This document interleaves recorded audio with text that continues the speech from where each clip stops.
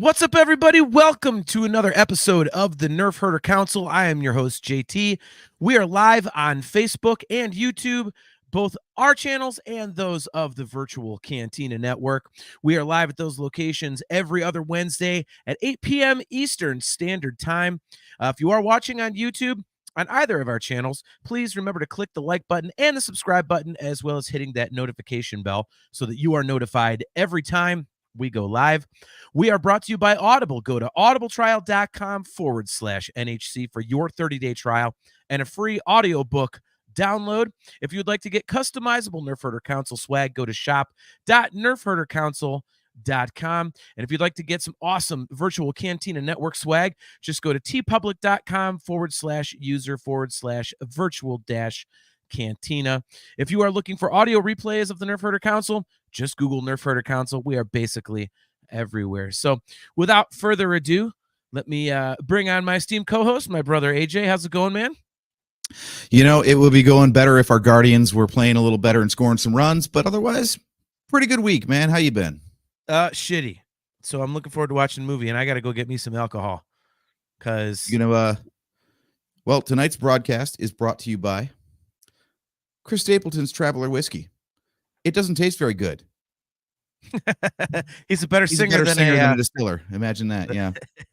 There we go. I got suckered in, man. I was watching the Browns on NFL Plus the last couple of weeks, and that's one of the streaming sponsors. So during commercial breaks, I get to see ads for this whiskey, and I'm like, what the hell? The guy sings about whiskey pretty good, but apparently he doesn't blend a good one. So exactly. Swing and a miss. Kale McLeish Tuna says, Drake's my fortnightly nightmare. How's it going, lads? I have had one hell of a day, Kale. So I'm looking forward to having some drinks and just watching a movie. Thankfully, it's one of my very favorite movies. So I'm looking forward to it. I don't usually do watch-alongs. I'm trying to remember if I've actually done a watch-along on our show. I know I've done them like behind the scenes with friends, just hanging out on StreamYard, but I don't know that I've ever done a quote-unquote official one. It's a good time, man. It's a good time. Now, we're going to try not to get kicked offline tonight, but we're going to be sharing a frame of the movie every 10 seconds just so people can stay synced up with us a little bit, but there will be no sound or anything. So fingers crossed. We're one for two in streaming every 5 seconds without YouTube kicking us off. So we'll see how this goes. I wonder if it has to be. Let me think what the logic would be. Would it be like every 2 seconds? Because that way the image changes and doesn't stay on the screen as long? Or would it be, is it 10 seconds because there's less we're showing?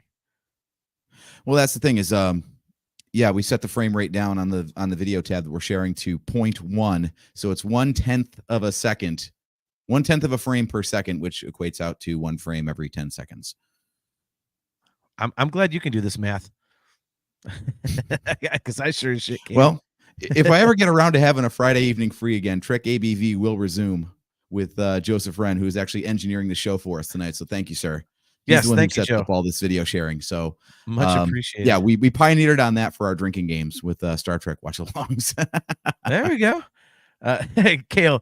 Kale says, so I've done more watch-alongs than John has on this channel. Yeah, Kale, I think you have.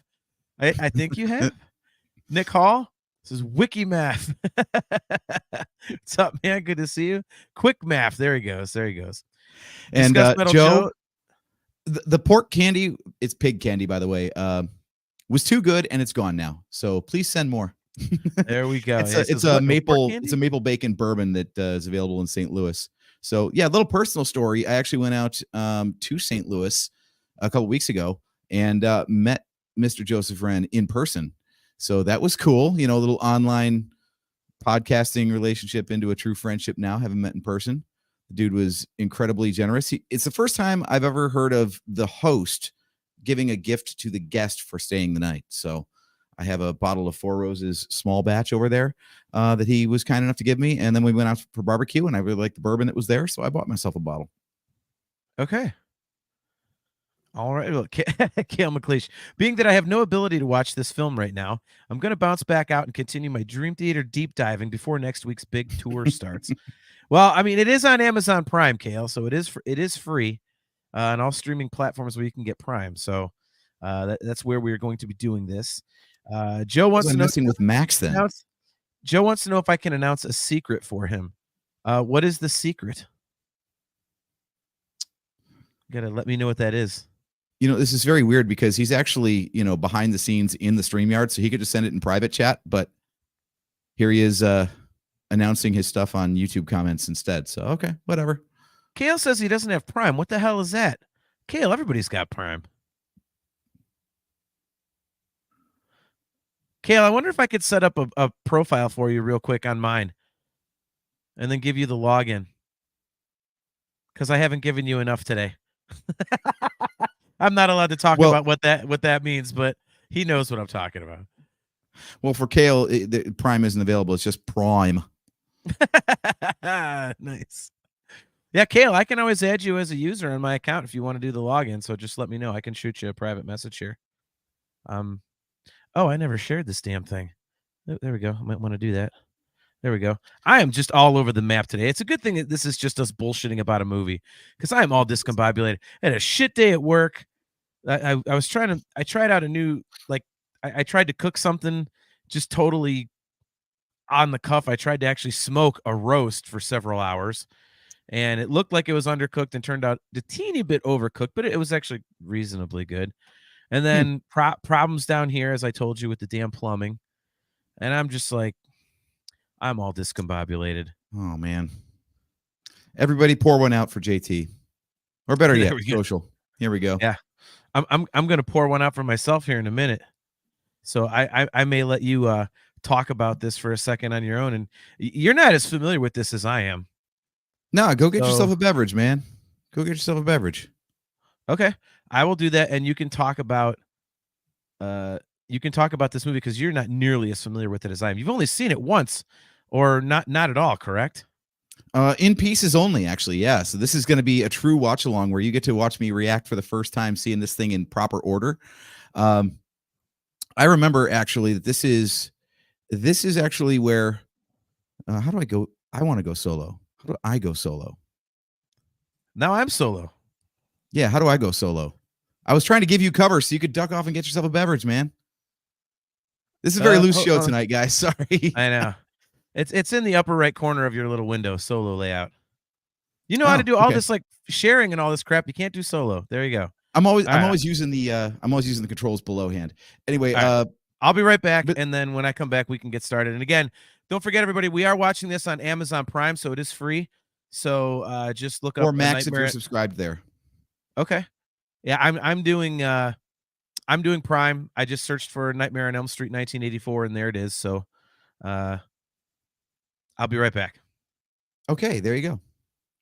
So yeah, if you've been watching the show for a while, you'll know that we did the Nightmare on Elm Street remake, the 2010 Michael Bay movie. I think we titled that one "Worst Remake Ever?" ? And it might be like that is just not a good movie. It was even confusing and poorly made, let alone like not needing. I'm not one of those guys that like says like it's a classic. Don't you bother touching that movie. Like some stories need to be refreshed and told in a fresh way for a new audience. The little bit that I have seen of this movie so far, I've seen it in bits and pieces anyway. I don't feel like this is one of those movies that was crying out for an update.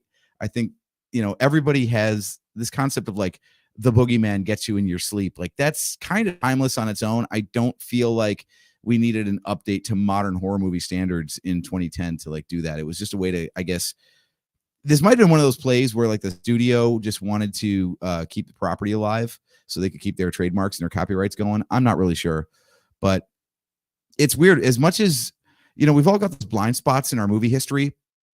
And I feel like there's so many movies out there, like no matter how many movies you think you've seen, someone could probably name something that's like super popular and basic. And you'd be like, crap, I ain't seen that one. But this one, in terms of horror movie stuff, I feel like this one might be, this is definitely in that pack of like 80s Renaissance horror movies. You had John Carpenter doing Halloween back in the 70s. I don't remember. Help me out in the chat here, guys. When did Friday the 13th come out, the first one? Because I feel like the mid 80s is when we got like some really, really seminal horror franchises starting up for the first time. Like I think probably Hellraiser came out around this time as well. And obviously, like I said, Friday the 13th, Halloween was already going strong by this point. Oh, there we go. Nick Hall, thanks for bailing me out, man. Okay, so 1980, you had Friday the 13th. So actually, this is one of the later of the classic horror movie franchises to come along. But it did come out in 1984. I was only 5 at the time. The fact that I was even alive puts me older than most of our audience, but still. There we go. Nick Hall with more facts. Halloween was 78. Friday was 80. Nightmare was 84. And Hellraiser was 88. Wow, I didn't realize it came in that late. Okay. So the 80s were a great decade for horror, but this is one of those ones where just I was too young when it came out, and frankly, it scared the piss out of me.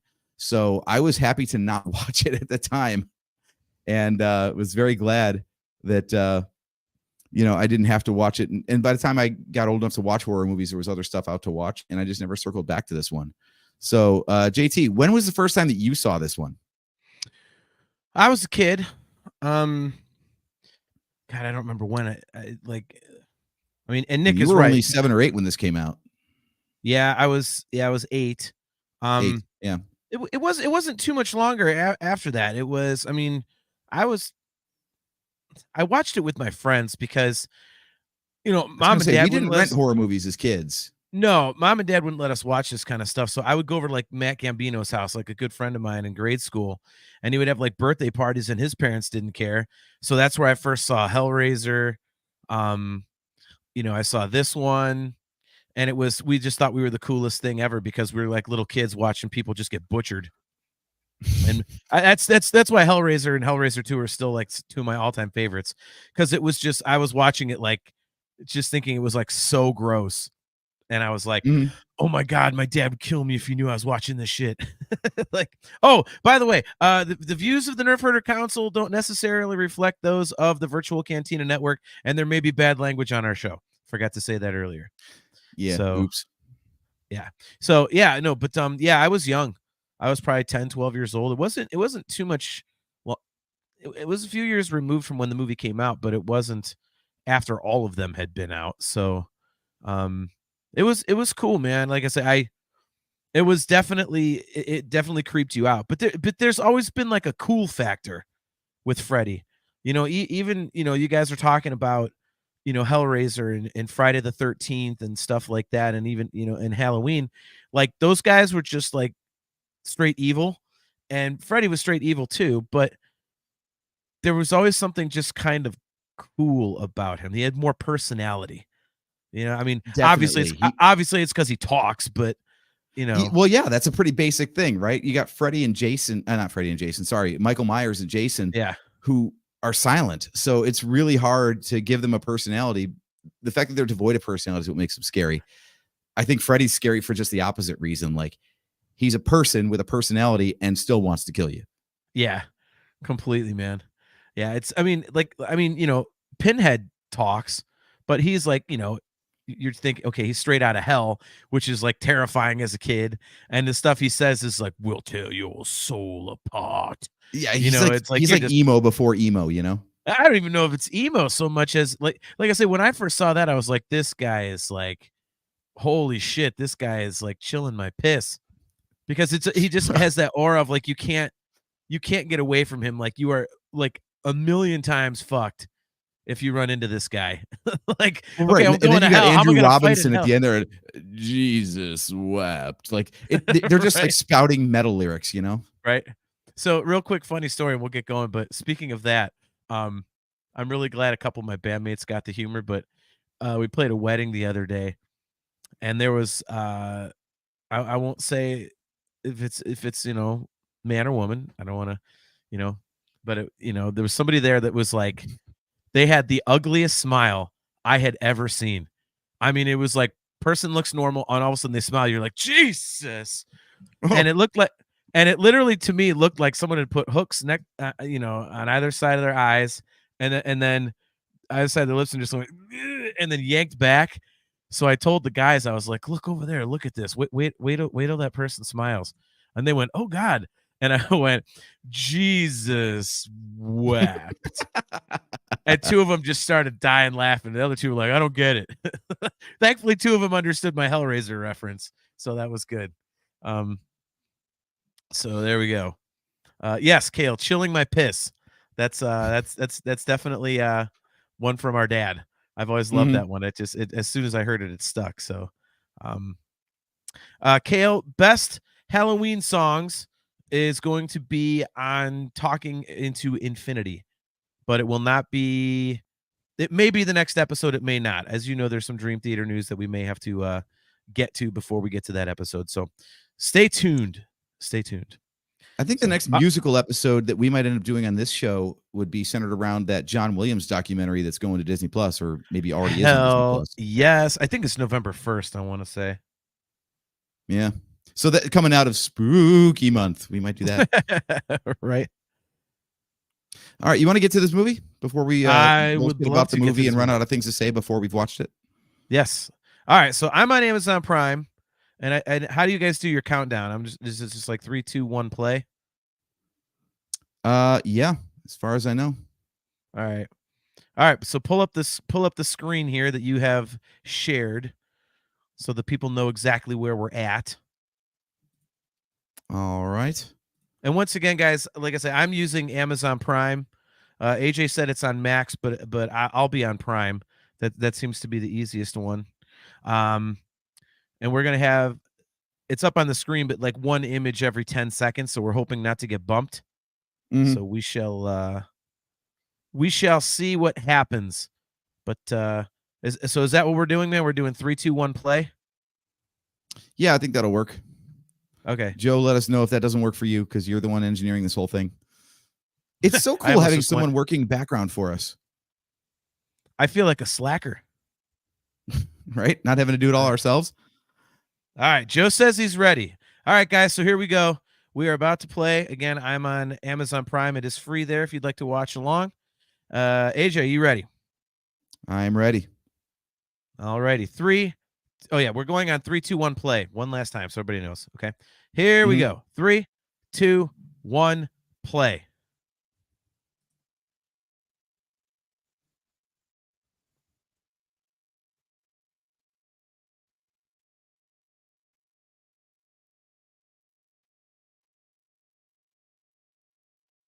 That's weird. So they're doing like a little mini picture here.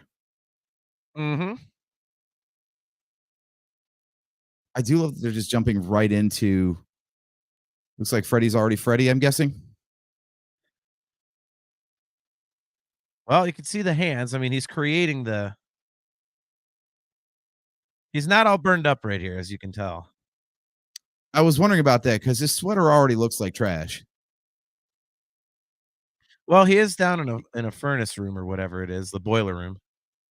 You know, that's one thing that kind of gets overlooked is like this guy, he made all this stuff himself. Like he'd have made a hell of a cosplayer in another life.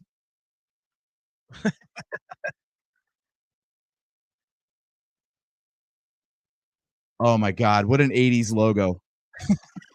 Well, and the music is just awesome. Mhm.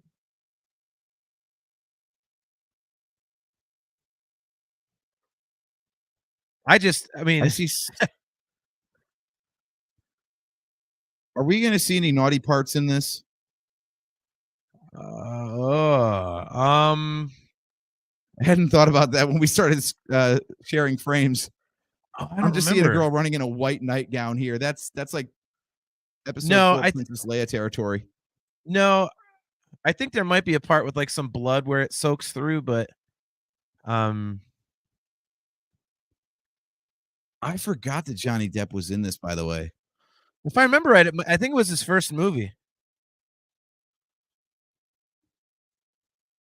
Okay, so she's terrified of goats. Got it. Or sheep, rather.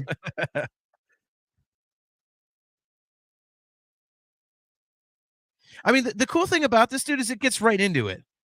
Like, there's like no build. I mean, this isn't like an overly long scene, but still, you see a Mhm. dude putting on a glove with knives on the fingers. You're like, what the hell?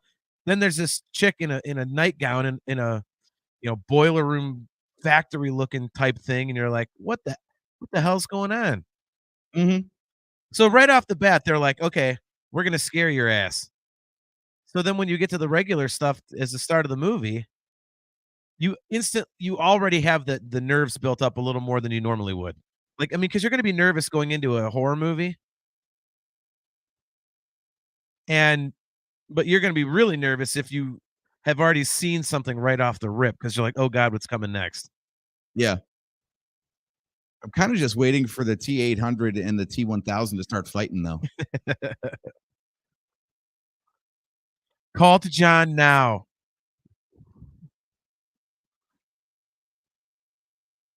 But she's running fast.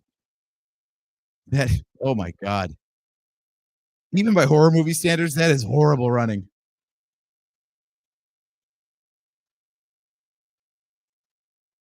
Wow. Is Freddy deaf?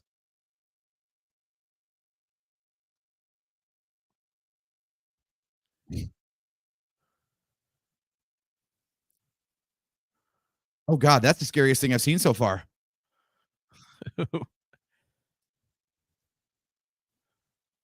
Jeez, mom.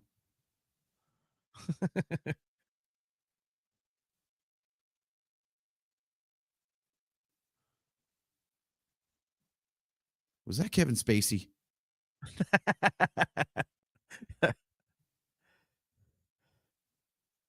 Boy, she does look a little haggard there, doesn't she?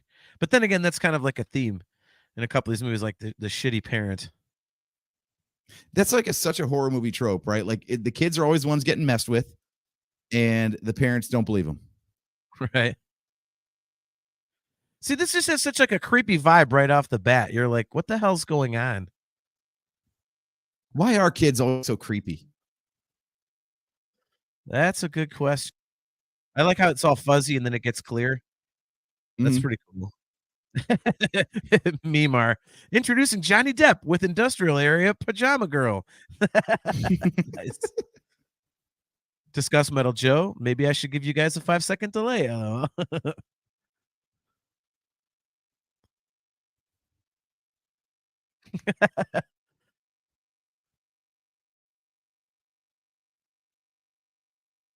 Oh, small dick joke. Ooh, Oh, up yours with a twirling lawnmower. Burned her. how is this up yours?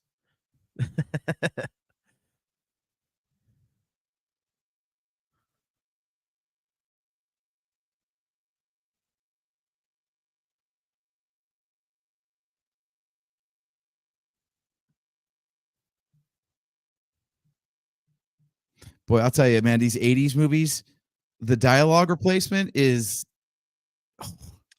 Amazing. they don't even try to like match sound. Who gives a shit? It's gone. Yeah. But see, you know what, dude? I love these things, man, because like it adds to the cheesiness of and the cheesiness and the imperfections give it so much personality. Especially stuff like this, which this movie was done on like 0 budget. So,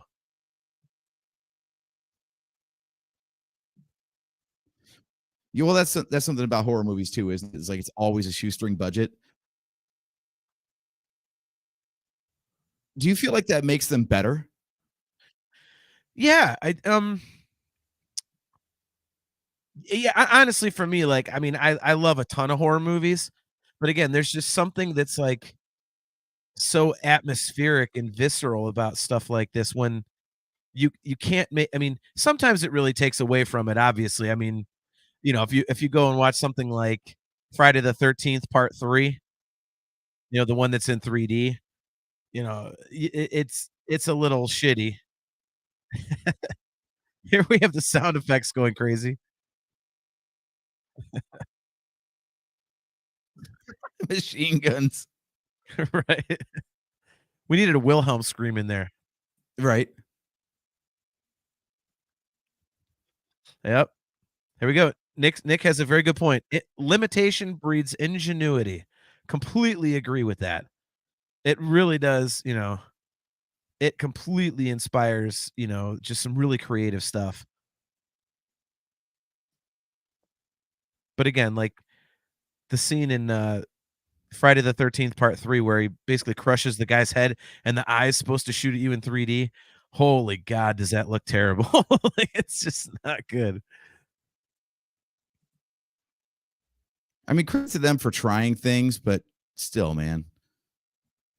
Yeah.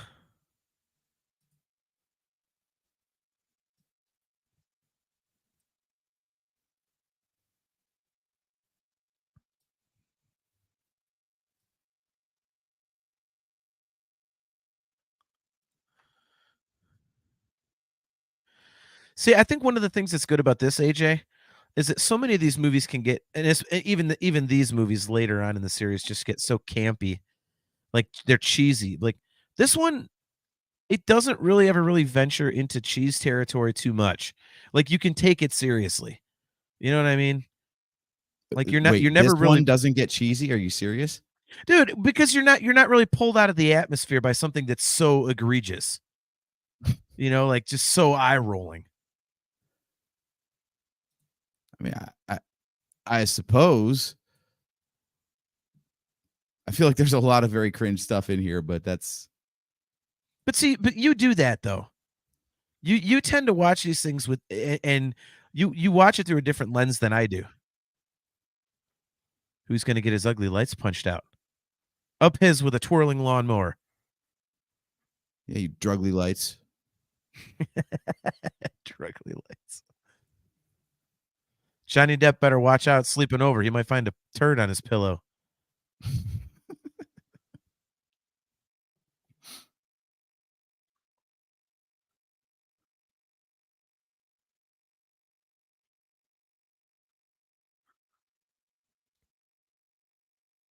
No, I'm going to tweak our layout just a little bit here.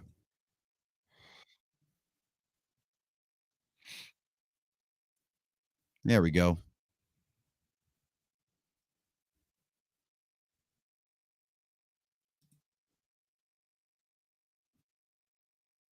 If it was an orgy, it'd be a very different movie. Yeah. His face. That's one of the things I love about these, especially these 80s horror movies, but just horror movies in general. They're always teenagers and writers trying to write dialogue that are clearly not the age of the characters. It's just hilariously bad. Right. See, but again, I don't think this one is that bad. Shane O'Mac, good to see you. Says Dream Warriors is the best though. Shane, I have such a hard time deciding on whether it's this one or Dream Warriors. They're both amazing.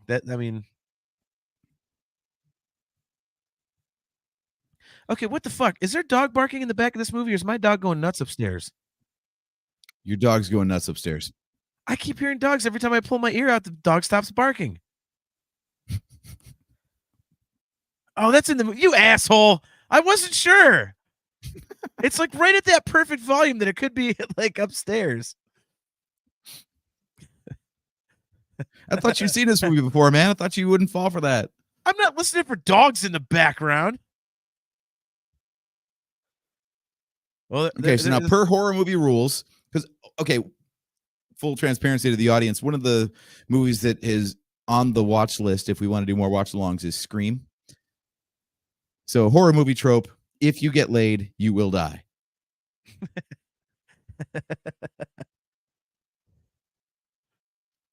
I don't remember if there's boobies here or not. I don't think so. Oh boy, I hope not. Nope. That's something I rarely say, but we're podcasting right now, so and our luck would be that's right where the frame would freeze. right. It's gonna freeze right with a giant breast right on the screen. Sorry, 10 seconds of titty, brought to you by the Nerf Herder Council. Right.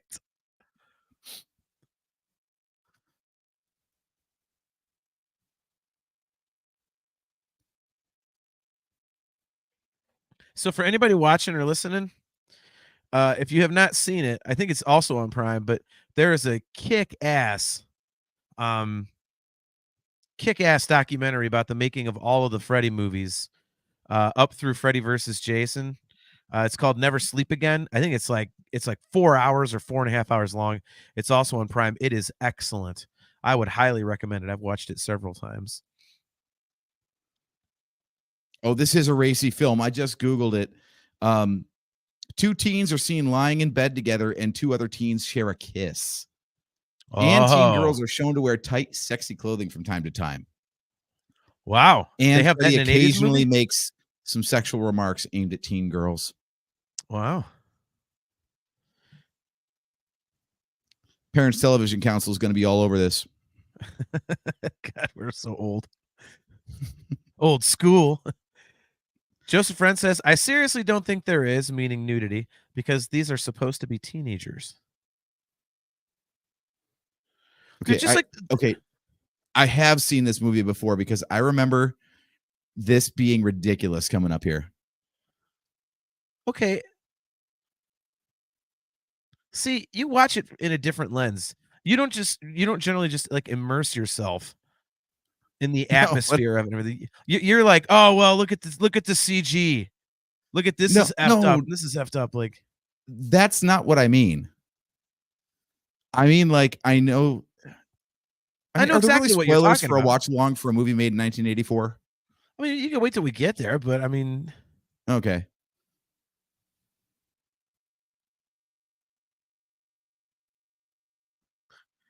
Shane O'Mac, you are not wrong. Dream Warriors is a great story and has Dokken. Yeah, that's my favorite Dokken tune as well. So What is supposed to be poking through there? that's Freddy. It's Is his it face supposed to and be his this? hands.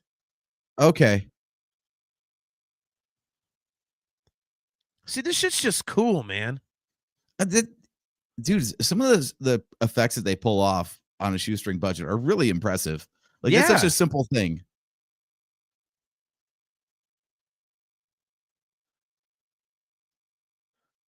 Well, and this was like totally groundbreaking stuff in 1984. It wasn't just like, hey, there's a killer guy. You Hmm. know, it's like, and then people are gonna die. Like this is like really inventive.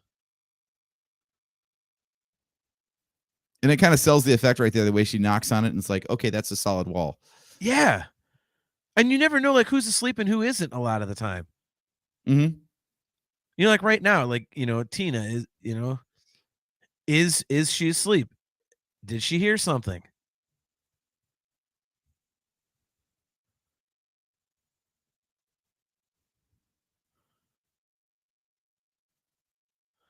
Damn it, there goes my dog barking upstairs again.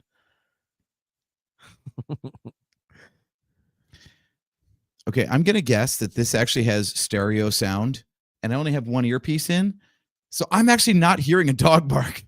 Oh, I am. And But the apparently, I dog can voice activate volume somehow. I've done that 3 times now on this show. Somehow, my Windows computer is voice activating a volume change. yeah, the dog is in the left ear because that's the one I was pulling out to see if it was my dog upstairs. And that's when I pulled out the left earbud, that's when the dog stopped barking.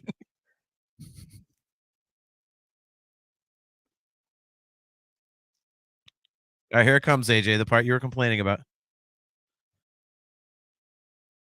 No, this isn't it. Sorry. The I super mean, this long is arms. cheesy, but it's hilarious.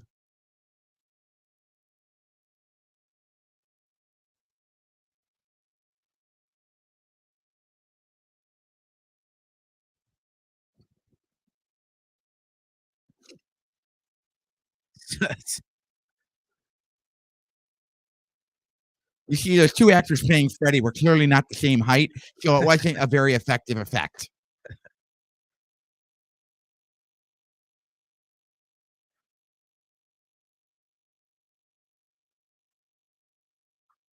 It's just like the soundtrack itself is I listen to this soundtrack just by itself, and it's totally like as cheesy in 80s as it is and low budget, it definitely has kind of like a feel to it. Mhm. And oh, here we go. See, here you go, and she's asleep. But yeah, I listened to Dream Warriors, the soundtrack to that yesterday, and it's not nearly as good on its own. I was like, "Well, I turned it off." This one I listen to Yeah, every year. okay. Oh, This look at is the that. ridiculous part.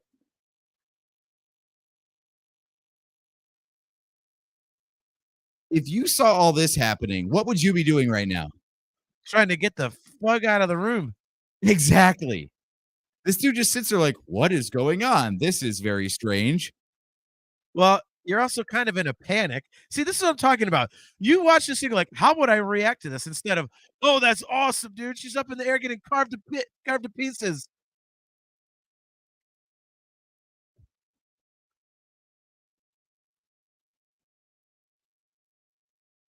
So, fun fact, they had to remove some of the blood from the scene to get it past the ratings board because they had a huge, like, pile of blood in the bed that just splashed everywhere when she landed, and they had to cut it out because they said it was too much.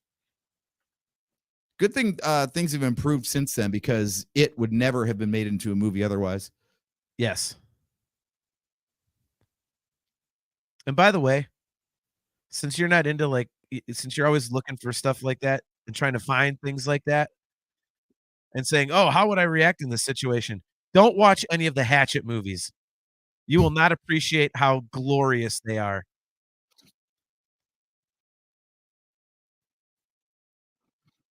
All right, so that guy is clearly about like 28 years old. Steph and I say the same thing. Every in these '80s movies, these guys are like, "Yeah, I'm in high school." Like, dude, you look like you're freaking 60. What the hell? The sheriff's like 35. Exactly.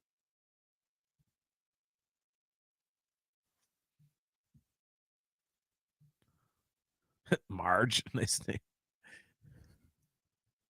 I'm amazed we were ever made as people or anybody. When people Right. look like that trying to have babies, come on now.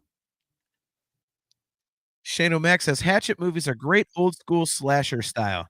Yeah, Shane, I just watched the first 2, and I'm in the middle of the 3rd one, and I just love it. It's so just egregiously gory and stupid. It's amazing.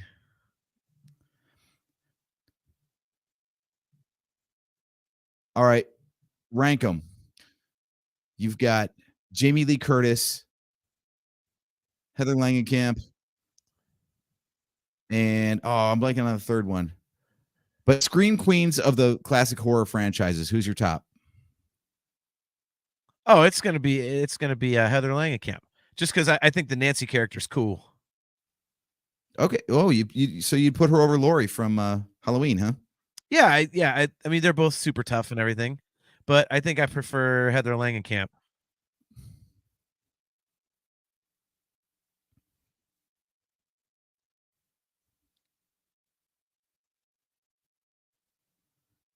Wait a minute. Is that just Donald Trump with a mullet? That's Donald Trump 10 years ago. Yeah, I think we just found Donald Trump's hairstylist. There it is. Like how the mom is already pouring vodka in the cup at, like, 8 o'clock in the morning. That's one of the things that took me a while to realize. Like, you find out late in the movie she's, like, an alcoholic, but I kn it took me several viewings to realize, like, oh, she's tying one on it, like, before she even goes to work. That's the stuff that goes over our head as kids, right? Yeah. Like, do you remember watching Ghostbusters and realizing that Ray Stantz you know, got a blowy from a ghost? Yep. That's I another mean, I one. didn't notice that until I rewatched it as a grown up. You know what I think though? Like, I bet as kids we probably noticed it and we're just like, it was normal back then. Like, things were so much more loose. Like, now, if we see True. somebody drinking at, like, 9 in the morning, you're like, "Jesus Christ, don't you have to go to a job?" But back in the '80s, people were like, "Yeah, fuck it, I'll knock one back before I head out for the Right. office." Joseph Wren says, "What about Janet Leigh, the original Scream Queen?" Ah, not for me, man. I prefer Heather Langenkamp, like Nancy, and I prefer Laurie. I'm gonna need some context for that one. My horror movie knowledge does not go as deep as the host of the Fright Lab. That's Psycho. Okay, She's the original, basically.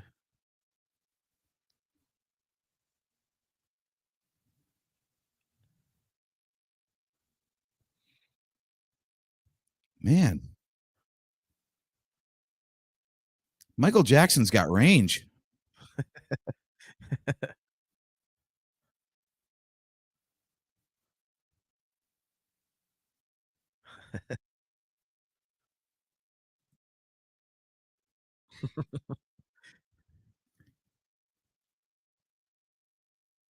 See, like, there's so much, like, I don't know, like, it something about this movie to me has always felt like it could happen.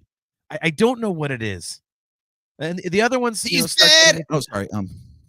yeah, they don't bother telling the Switchblade. cops. Yeah.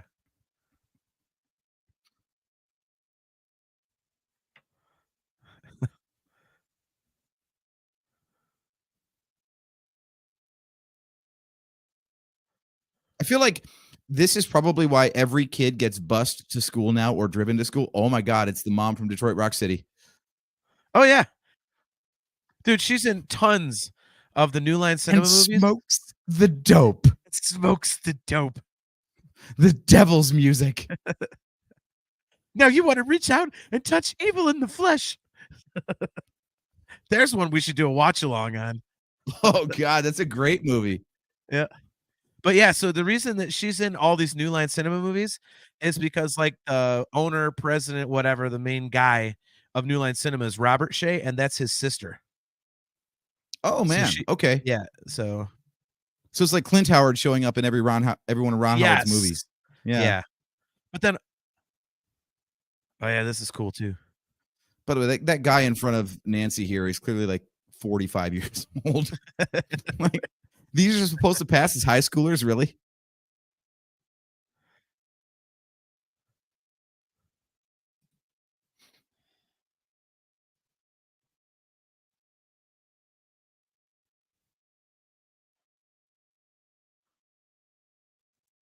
So Now, that's is this also not just no go ahead. sorry, go ahead. I was gonna say that's actually not an effect. That wasn't like they put a body bag looking thing in front of her. Like, they actually zipped her up in a bag. And Oh, she I said just she watched that on the latest AEW pay-per-view. Yeah, so that's fine. I'm not kidding. They actually like put a plastic bag over a dude's head after he had just wrestled a 60-minute match and he was like huffing and dying. It was ridiculous. of course. Look at Shane O'Mac. You trivia nerd. Shane, I told you I watched that documentary several times. There's some great stuff in there, man. Screw your hall pass. No running in the halls. Just go upstairs, interrupt that kid who's reading the damn book about the dragon and, Fantasia and everything. It's funny because, like, the walls in our junior high were painted this color, so it really hit home to me late years later. I was like, God, this feels like center. There it is, the famous line. Why does she Screw have your a pass. nosebleed? Oh, because this is a dream. Never mind. Duh.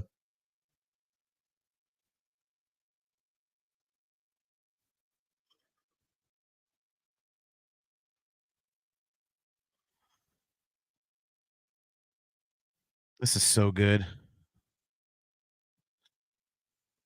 See, it just has, like, that creepy vibe. Mm-hmm. And because it's, like, No in the dream where students allowed. yeah. It's like you don't know what's in a dream and what isn't. So, I mean, there's always that little bit of disbelief as you go through the movie. Mm-hmm. So it kinda Quick opens time up check for the watch along, by the way. What's the timestamp right now?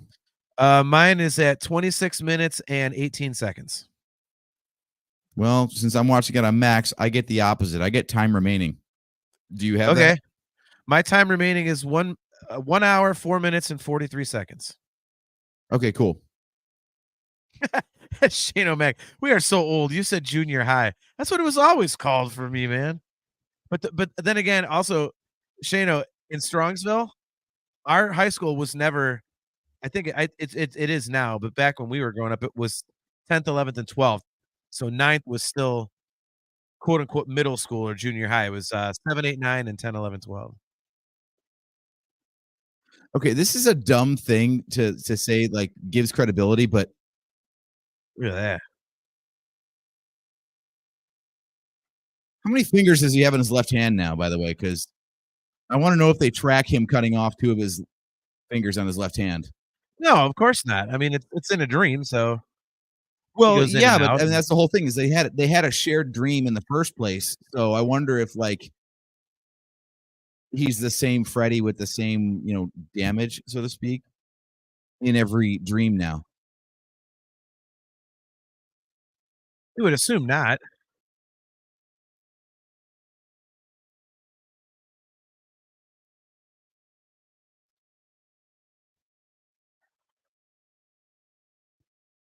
Speaking of things that, I mean, it doesn't matter because the movie's awesome, but what is all this crap underneath the high school? Yeah, right. Oh, Well, we offer steel forging 101 as an optional elective for the seniors. yeah.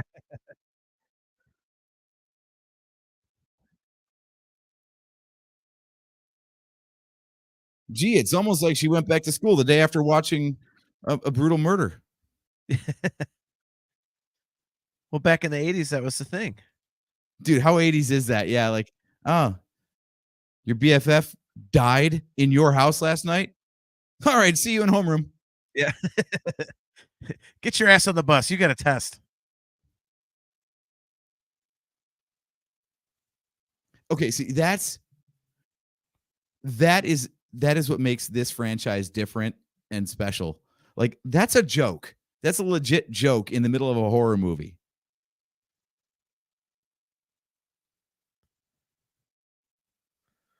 Like I say, these movies have personality.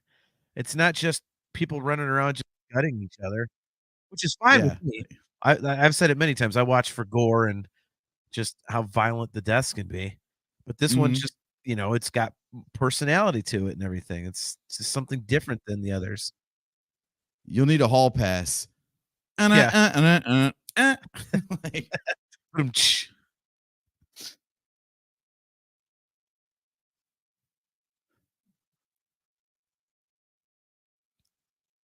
I don't know why, but I immediately wanted that guy to be Cleavon Little. That's a total Like, you Family wanted Guy that to be joke. Sheriff Bart too, right? No, I've never thought of that before. But that's because I'm not watching it the same way you are. Why is everyone so sweaty? He's nervous. Also, he's wearing leather, Yeah.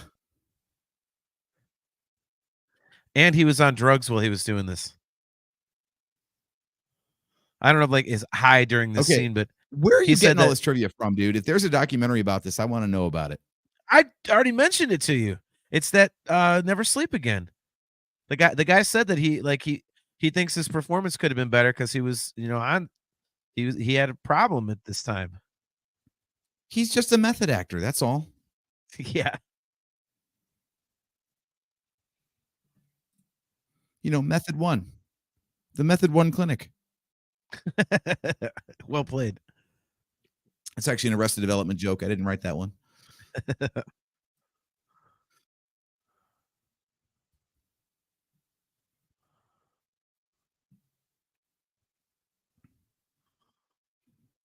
Okay. Joe makes a good point. This movie isn't filled with tropes. It invented the tropes.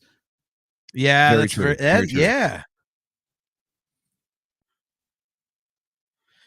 He says the Texas Chainsaw Massacre inspired many films and was borrowed from vigorously until this film came along and stole the torch of the standard of horror.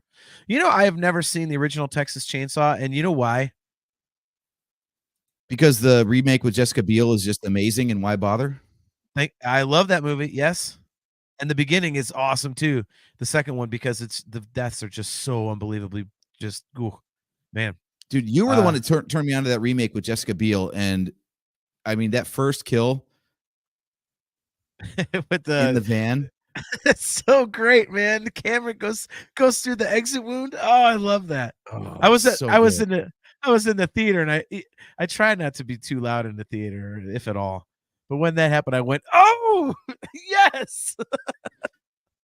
It Okay, was so so I good. remember seeing this scene as a kid. I must have been on TV because we didn't, like I said, again, didn't rent horror movies. I've always been kind of scared of water in general, Right? but this, like, I never wanted to go in a bathtub full of suds on the top.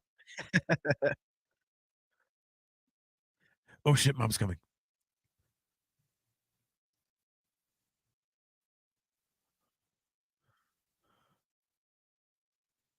Who's Pete? Yeah, yeah. I've heated up some more milk for you. I'll try not to dump any of my vodka in it. That's a good question, though. Have you ever had warm milk? Never. It sounds Has way too disgusting. Right, has anyone ever wanted warm milk? Yeah. Vomiting would not put me to sleep. It's Right. just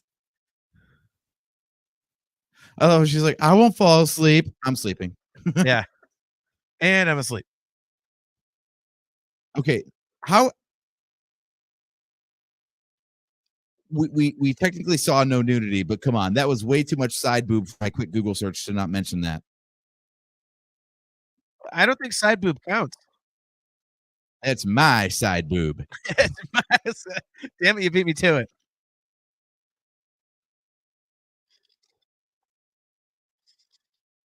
I like how the mom's a criminal enough to know how to hack the lock with a coat hanger Where the hell did she get the coat hanger? that quickly, and it's all yeah, like disassembled. Maybe it's just because I'm sober ish, but if Ish. my kid was drowning in the tub, I think I'd just kick the door in, right? Yeah. Maybe she doesn't have homeowners insurance. I feel like this She would be a great remake to do as a comedy. Just MST, instead of like the subtle alcoholism, just make her completely fall down drunk. the whole movie. Oh, I'm downstairs. I Yeah. want to get the coat hanger and I'll be right back. And then it keeps flashing to the mom and then back to her in the tub. And then when she finally bursts open through the door, the mom, she's in a closet instead of the bathroom. She just totally unlocked the wrong the wrong door. Right. And she's all sauced. They're like, she passes out drunk. Freddie hops in her dreams and he's like, "Yeesh, never mind. You're being tortured enough. I'm sorry. I'm going to go Yeah. elsewhere." I'll find some new victims. Shane O'Mac says the reason this one is so scary is because you couldn't escape him. Yeah, that's the thing. It's like there's like more stakes there. It's not just somebody walking around killing people. And granted, Michael Myers and Jason Voorhees have something somewhat supernatural about them. They're kind of like indestructible. But when you're talking about within your dreams, it's like, how do you fight something like that? And by the way, back to my point, real quick. The reason I've not watched the original Texas Chainsaw Massacre is I heard that there's like zero blood in it. And to me, I'm like, well, how is that scary then? And how the hell do you kill someone with a chainsaw if you're not going to have blood? Yeah. Is he just going around and like the way they use like sledgehammers in WWE where it becomes like an instrument you throw at someone instead of like swinging like a hammer? It's like, I have a chainsaw. Bonk on the head with you. Like, yeah. He concusses them. Yeah. The Texas Chainsaw CTE. Right. Starring Junior Seau. Oh, sorry. Dude. Starring Chris Benoit. All right. The views of the Nerf Herder Council do not necessarily reflect those of the virtual Cantina The views of Network. the Nerf Herder Council. Yeah. I'm sorry. The views of AJ. The jokes of AJ.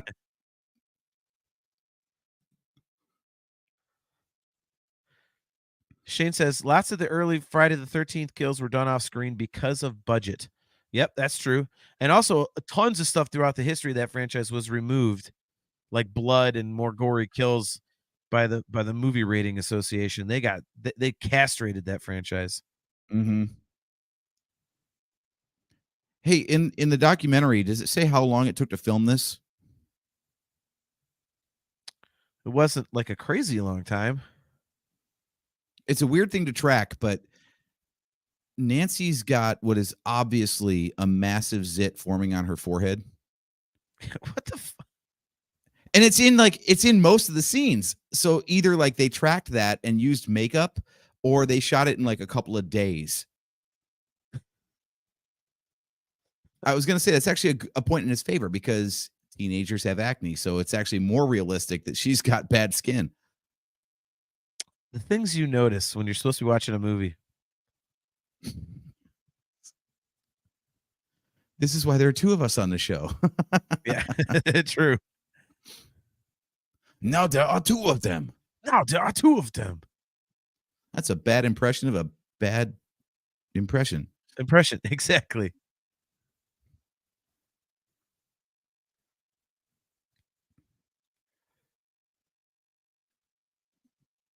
Why does no one put their shoes on when they're walking outside? Again, no shoes. It was the 80s, dude. Uh-oh, sneeze. Excuse me. That one came on too quickly for me to mute my microphone. I didn't hear it. Shane O'Mac. That's not a zit. It's her third eye. Gave her superior ability fighting Freddy. I mean, the damn thing's casting a shadow. How can you not see that? Again, I'm engrossed in the movie. I mean, it's literally a Pantera song on their 5th album. Oh, shut up.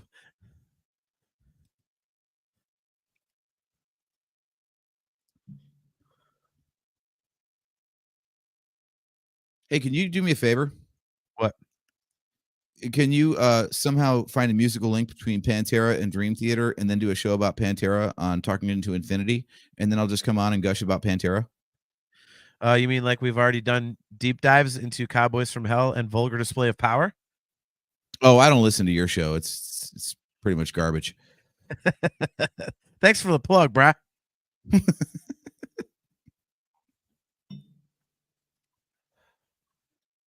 If you like nerd music, tune into Talking Into Infinity. By the way, why don't you ever plug your other show on this show?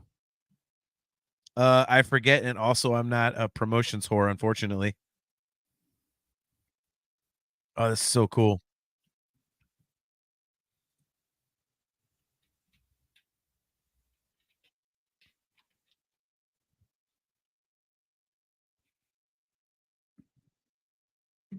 Badass. That's a hell of an effect, actually. Yeah. That's T1000 before T1000. Yep.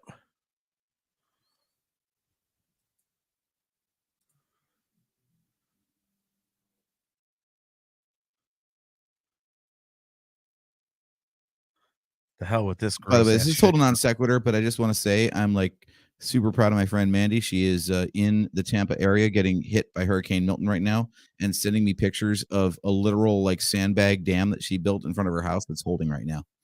Oh, God. Well, I hope it stays. That's some scary shit. It's so cool.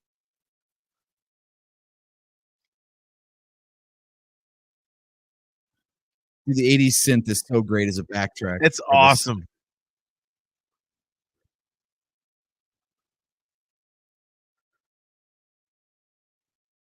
It just adds to the cheesiness. Apparently, only when you're running outside, though. Oh, I remember this. Uh, I actually have had dreams like this since then. You see Like that ideas mask? of like over. Yeah, Oh, that there we was go. what? That's the best. I love that. Because you're like, is that really a bad special effect? Like, no, no, no. But I've actually had dreams of like over upholstered stairs when they felt like too thickly carpeted. Yep. I And have I thought dreams of all that the time where scene. I'm trying, dude. I've had dreams all the time where I'm trying to run, and it's like my legs weigh a gajillion pounds, and it's not even like weight. It just feels like I'm partially crippled and I can't barely move them. By the way, you know how dangerous this movie was to make? Like that scene of him jumping through the mirror, that was very clearly like a real mirror. That was Right. not sugar glass or anything that's safe. It was just like, no, Well, we're the just gonna glove had we're actual just gonna throw blades in it. Stuntman through an actual mirror and hope that no shards end up in the actress's face. I mean, it's got to be like the sugar glass, but No, that I thing mean, broke off in solid shards, dude. That didn't, you know, crumble into bits like tempered glass does. well, there's got to be a way that they can make it do that. Dude, you've watched enough documentaries to hear how many times they just did stuff and it was like Road Warrior. God, people got damn near killed on that set because no one cared.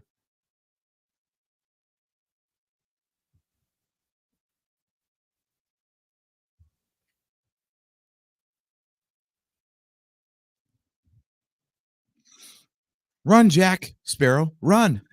Yeah. Is there any rum out Oh, here? I love. Got to go find the Black Pearl.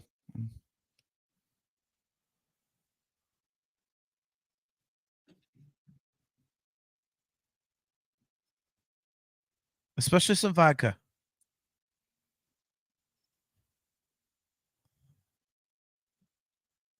Sorry, I just can't shake the visual of if Trump was a woman. And again, this is not a political statement. I just think there's a physical resemblance. Right.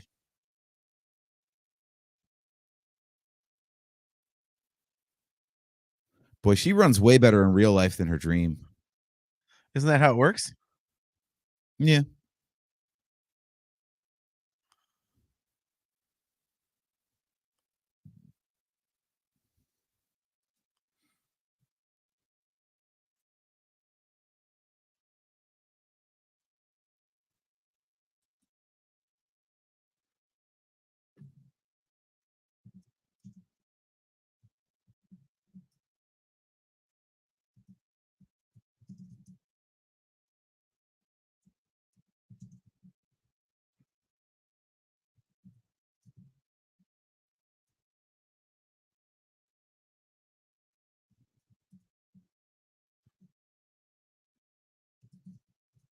It's so cool, man. See, that's the thing is that like the deaths also, like Joseph Friend nailed it. Like, it invented the tropes. Mhm. Like, but I mean, the deaths are so inventive, because you've got kind of like a blank canvas. I mean, this had never been done before. And so you could do anything. Oh, it's in nightmares. So, it's not real. You can do anything. We're gonna assume, by the way, that that was done with reversing the photography, right? 100% correct.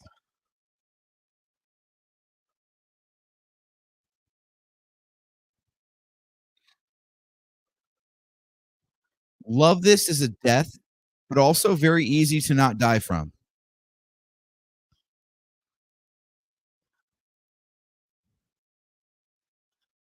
Well, you did hear his neck crack. Okay, yeah, if your neck breaks, that's a problem. But it's just a matter of like, I got hanged. Like you very clearly like had a handle on the thing. You could have supported your own weight for at least a little bit. See, the things you're watching for. But you said he was on drugs, so Exactly. Billy Judd says, "Hey guys, what's up, Billy Judd? Good to see you, man." AJ.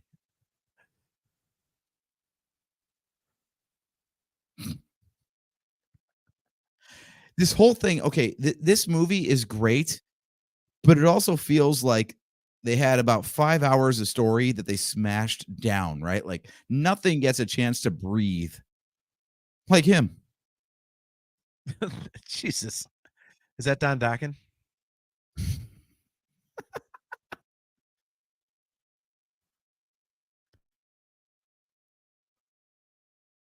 Man, mm, sobering Don't words from our 21-year-old priest.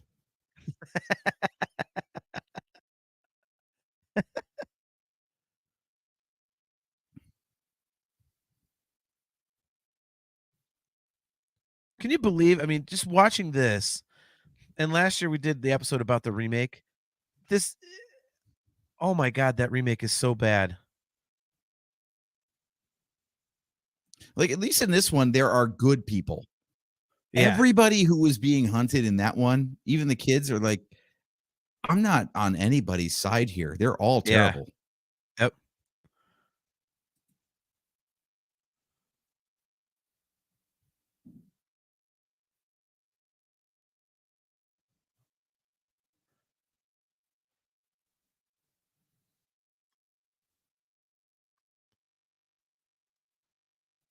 I don't know, like, if you're looking at remakes, the Halloween the Rob Zombie Halloween to me is my favorite. I think the Friday the 13th remake is actually pretty decent because that first one's pretty simplistic, so there's not a lot there.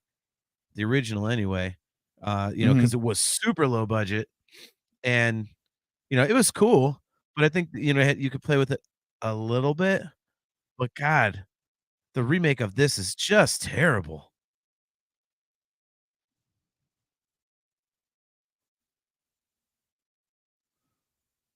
Oh, I that's a just good fix right there. See, they just put like one of the diodes like right over her zit. I'm tracking that thing. what's That's the wrong with you? Hurricane Milton of this film. So That's going to wrong. make no sense if anybody's watching this on a replay. Yeah. The hurricane, what? Yeah, I just don't if you were to watch this and then immediately watch the remake after it, I don't know how anybody could enjoy that other one. I will never forget coming out of the theater with our buddy Tony, who's like a huge, huge fan of this franchise. Wait, you mean And Spikes? no, not Spikes, Tony Castillo. Castillo? Okay. Yeah. And he was like, "Oh, that was awesome." And I'm like, are you out of your goddamn mind?" Oh, Like, I'm that's not when you kicked him out of the band. Okay, got it. no, no. But yeah, I mean, like, dude, like, I'm not nearly as big of a fan of the Ooh. franchise as he is. And I was Better like, 80s yeah, throw, Paul Burke or this sleep guy? Paul Burke. What are they talking about? You talking about Paul Reiser? Paul Reiser, sorry. There Wasn't you his go. name Burke in the movie? Yes, in Aliens, he was Burke. See, But sorry, okay, I'm mixing that's stuff up. that's okay. I knew what you were talking about. Uh,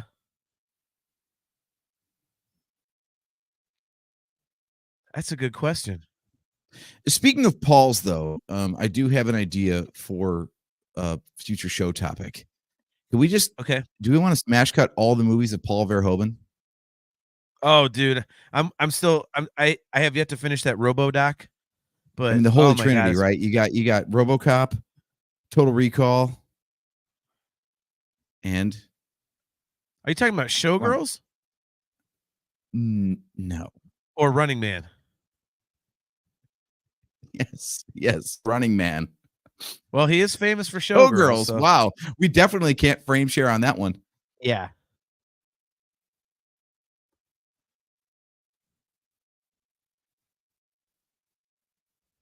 I do believe me.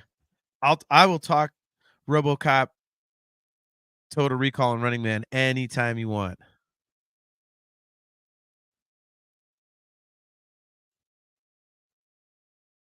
See, like I think that's why this one and the third one are like the best because even though Dream Warriors is the third in the series, it kind of it gets back to like taking it seriously. You know, like I mean, the kills are a little cheesier in that one. You know, you've got "Welcome to Prime Time, bitch." You know, and you've got they're kind of more stylistic and creative, but you know, it takes it more seriously. Whereas the second one, you know, that one gets just silly, and you know, from four on forward, it just becomes a almost like cartoonish. You know what I mean? So Oh, I she's Ray Skywalker. this kind of is like foreshadowing what happens in the third one. So she's Ray Ray Skywalker. She Skywalker, can yeah, force transfer things. And her hair's turning gray. right. That's not a Ray Oh, Skywalker thing. Joe, shut up. He says Running Man is a terrible film, and I love it. Wait a minute. Wait a It minute. actually deserves a remake, I think. Running Man Wait is a minute. amazing. Hold on a second. In the last scene, did she not have gray hair at the front of her head? A little streak. Oh, she still got it. Okay. It wasn't there in the last shot a little bit, but Yeah. it wasn't as obvious, but it's still there. Okay.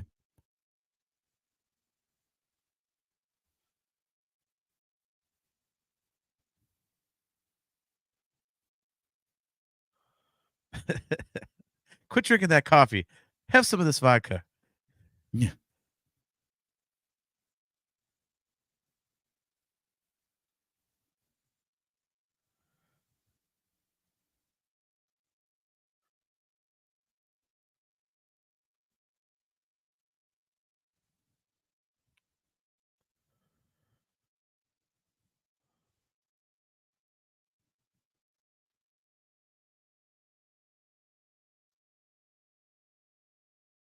Dude, she's kind of terrifying. What, the mom or Like Nancy? Nancy, like she's going crazy, so I get it. But she's not blinking. Her eye contact is, like, laser focused. I would be Well, terrified if someone was looking at me like that. don't forget she's barely slept. I mean, this is a whole Well, no, thing that's about, what I "Hey, mean, is, I'm like, not she's doing a great sleeping." job. We talk about, like, how low rent this movie is, but, I mean, credit Nancy here, like, she's acting her ass off. Yeah?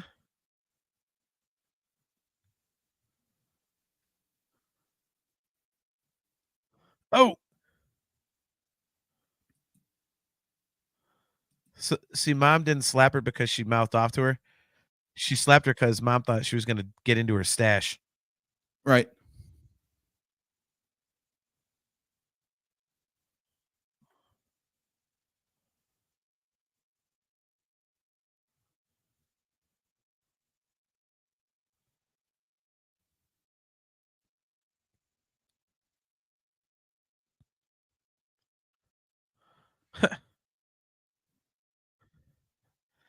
Well, there goes 20 bucks.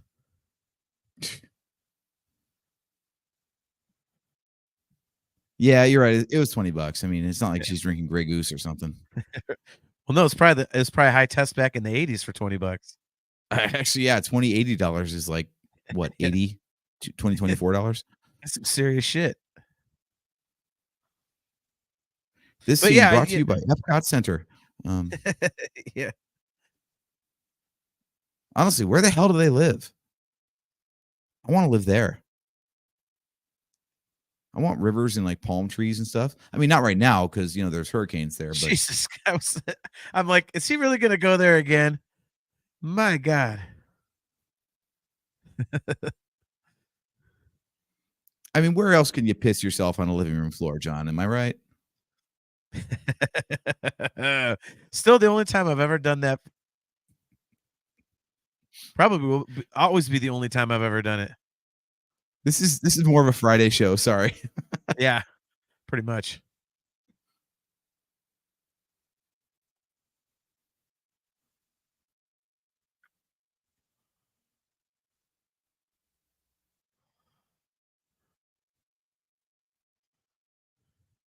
See, that's one thing I will say, like, they basically just kind of explain how to defeat him, and they kinda gloss over to the point you don't even realize it until you've seen No, the this is movie, where Home you Alone know? came from. Yeah.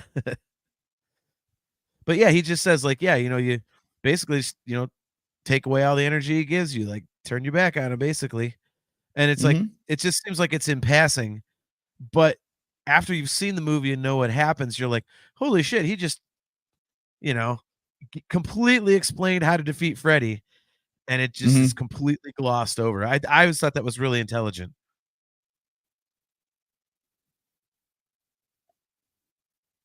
Man, she runs a lot. Sometimes fast, sometimes slow. Yeah, and has no regard for botany. That was her mom that did that.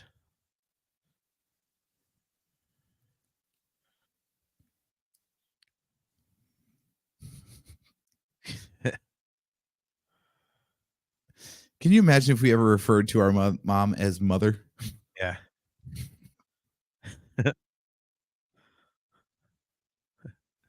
"Mother, what's with the bars?" "Oh, I don't go there, I get fucked up at home." "No, no, no, no, on that window." "Oh, on the windows." "Oh." She's at least a productive drunk. It's just I mean, that's a hell of a DIY project for a single day. functional alcoholic. She went to That's Builder Square. that's why the lattice is still in the front yard. She actually just got too sauced and just stopped right before she, like, actually took away, like, the detritus. She was like she's like, What a "Ah, great fuck it." word. Yeah.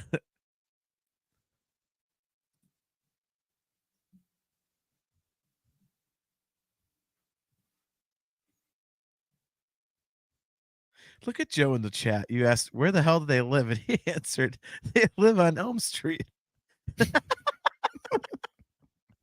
Oh, I love obvious humor. I love 80s movies for just the smoke anywhere policy. Yeah.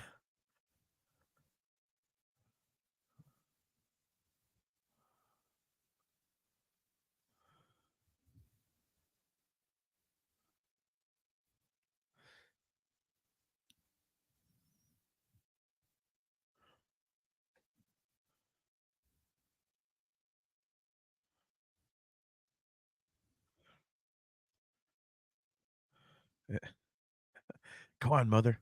Hold on, let me pull a slug off here. This is tough to tell. Right. See, this is another thing about this movie. Is like when they explain how he was created, like it's actually like you'd be like, okay, that makes sense. Mm-hmm. Yeah, the double swerve in the 2010 remake is ridiculous. Yeah, it's terrible. Like, wait a minute. So the people are awful too. Yeah. So everybody's a piece of shit in that movie. I'm Yeah. like, you can all die. That's fine. Yeah.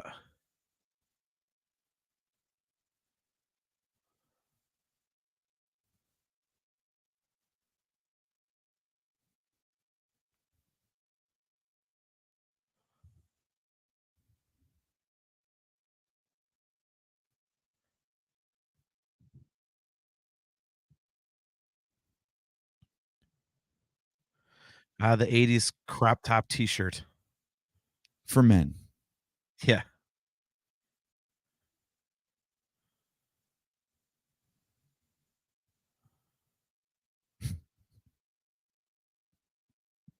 I wonder how many people watching this movie now under the age of like 30 are like, what's that thing hanging off the phone?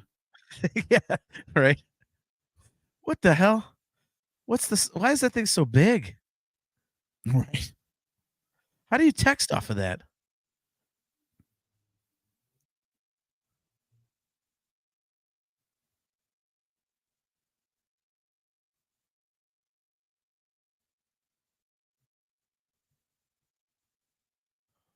Okay, so if you're Freddy at this point in the movie, who are you killing first?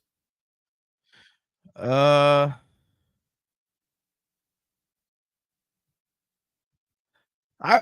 I would actually go after Nancy first. I would go after whoever believes in me the most, because they're the most difficult target. So take out your biggest challenger, and then the rest is pretty much like cake. See, I think I would go the opposite route for that exact same reason.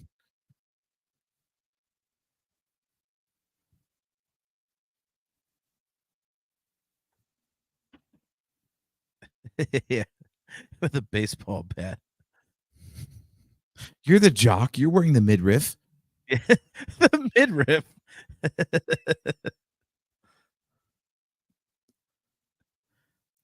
Don't fall asleep. Glenn. Dude, fall asleep. Glenn. That's exactly what Sorry. I'm better now. Glenn, your bed is a blender.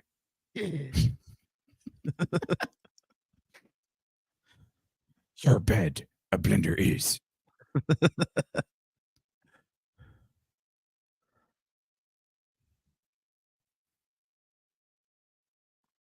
See, this is another thing that totally dates the movie. This scene makes me think of the very special episode of Saved by the Bell. Oh God, When yeah. Jesse, I'm so excited. dude, I think the caffeine in those pills that she was doing is probably like half of a single monster, and I've had 2 of those today. Like, Are you ready to jump around singing and dancing and start crying? right? Like Carp. So are you guys seriously doing Yoda on A Nightmare on Elm Street? Yes, Carp. Yes, we are. That is exactly what we were doing. We paraphrase all facets of nerd culture on the show. You ought to know this about me by now. All right, time check. So I have 29 minutes exactly remaining. Okay, by the way, 28 minutes Johnny Depp's mom looks just like the drunk mom, but put together.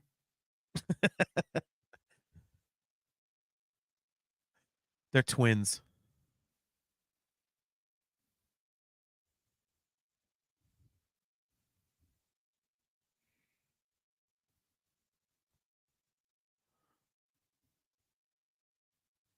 See, that's how she should have actually died. Freddy's got her in the dreams, and he's just standing there, just like, twiddling his thumbs, and she's like, "Why aren't you attacking me?" And he's like, "See how many of those goddamn pills you took?" And all of a sudden she's like, kills over from a heart attack. Waiting. Yeah.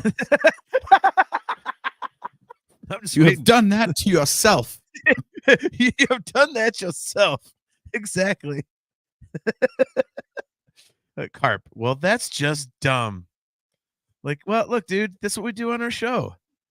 I love that All she right. stashed an entire plugged-in coffee maker under Yeah. her bed with coffee in it already. Of She didn't course. have to fucking brew it. And her mom is too drunk to be like, do I smell an entire pot of coffee right now? Her mom ain't smelling nothing. Carp says, here's what I was wondered. Like, no person has the amount of blood that was splurged from the bed in that one scene. Well, Brian, like I said earlier, they actually had to cut out a huge puddle that she fell in. It like exploded out of the bed in that scene because the ratings association wouldn't allow it. So they had to cut it down Now to what seems it like a was. good time to remind the audience that we go live at 8 p.m. Eastern Standard Time every other Wednesday on the Virtual Cantina Network and on our own personal YouTube channel. Yes. Not at 9 p.m. Who the hell cares? People could tune in whenever the hell they want. Joseph Wren says A Nightmare on Dagobah. Yes.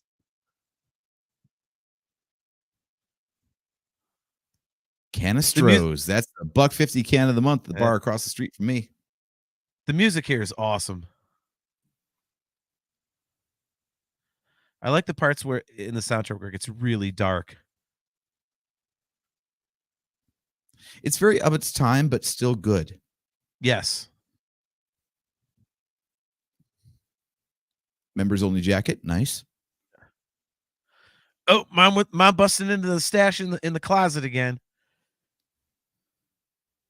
Does she have ice in there? Because that one looks frosted too. Looks like it came straight out of the freezer. About that. Nancy's got a coffee machine under her bed, and mom's got a freezer in the closet for her booze. And, you know, poor old dad's just got like a 12-pack of Coke. That's because mom's drinking up all the booze. I'm sorry, it would be Pepsi. It's the choice of a new generation. All right, time check. We are at 25 minutes and 45 seconds left in the movie. See, Carp knows. He says, what if Rob Zombie remade A Nightmare on Elm Street gooder? You know, like he did Halloween in 2007. See, Carp, I knew there's a reason I love you. I'm a huge fan of the Halloween remakes. Love those. I will go to bat for those all day, every day. Abso-freaking-lutely. This guy looks like Tattoo. Man. I don't think the original Halloween is that good. I understand why it was popular back then, because it was definitely suspenseful. But as the first of its kind, yes. Yeah. But by the way, like timeless, like people say it is. No, well, I mean, I think it's timeless because of the originality. You know, I think when something breaks ground like that, it earns that status. But by the way, I was going to say, like, the dad, Glenn's dad, looks like Tattoo from Love Boat or no, Fantasy Island. If he was like a full size person and not not a little person. Plus that he's wearing the Triforce around his neck, so I think he's safe. Yeah.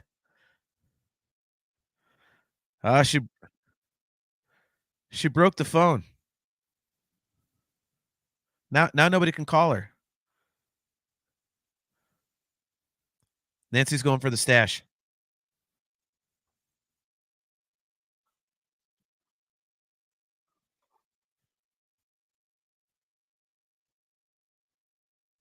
Don't pick it up. It's $1.99 a minute.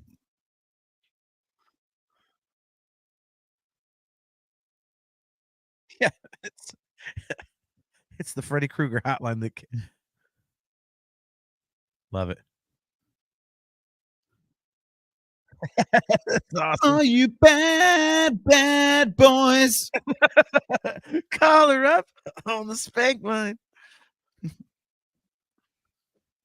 By the way, one of my every girl of her age wanted a phone like that growing up. No, it was the clear one with all like the neon plastic in there and everything, and all the lights. Oh, I just mean the one that had the tongue. Locked.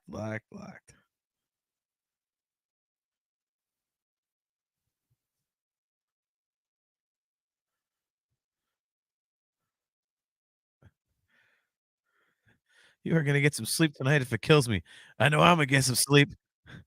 I'm gonna need some fucking Taco Bell in the morning. I was dreaming about a knight. Last name Osis, I think. Sir Osis.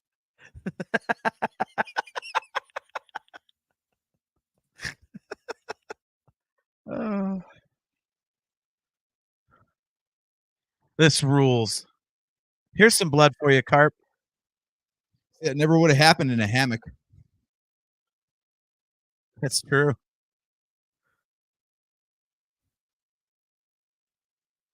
How does she know that Glenn just died?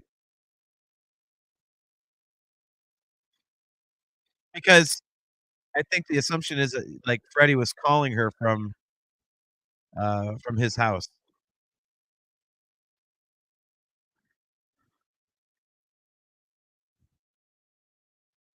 Okay, I love everything Ah! going on here, but like, is the ceiling absorbing the blood?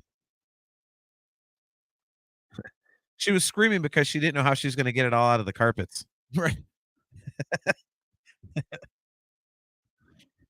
She's like, magic erasers haven't been invented yet. I don't have enough Mr. Clean for this shit. Nancy's mom walks over with the vodka. You can clean it up with this. Get the fuck out of here. Go back over to your own house. So, fun fact. So, Tina's death was recorded, filmed in a revolving room, and they reused the revolving room for that scene right there. Is that why the And blood was flowing sideways instead of upwards in some of those shots at the end? that was because they didn't take into account properly the weight of the liquid, the blood, and the room started tilting, and it almost electrocuted a few people because there was like the grips and stuff like that were on the outside of the thing. The water got electrocuted from passing over all of like the lamps and everything, so they had to jump the hell out of the way or else get electrocuted. See, we can laugh about that now, but go away, Siri. I got too many people listening to me right now, and none of them are human. But that's what I'm talking about. Like some of the stuff, like these movie making techniques, you're like, these were extremely dangerous, but no one cared. Well, of course not. You're like, we're just gonna do it and hope no one dies, I guess. I don't Yeah. know. What's the pay? $20 a day. All right. That's worth my life. Yeah. Brian Carp says that's the scene I was thinking about. Yeah, I don't know, man. Maybe Glenn was an extremely bloody guy, Carp. You never know. So I'm confused. So that last scene stays in the movie, but the original death scene I have got always cut thought the down same for thing. blood content. I have always wondered the same thing. I don't know what the explanation is there.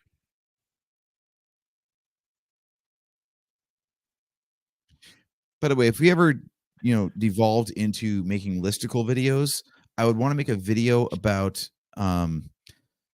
movie winners who are really losers. Because it feels like this movie in particular, and most horror movies, like, yeah, I survived the horror movie. You are so messed up as a person. You are just wrecked forever. See, again, you're taking it so damn literally.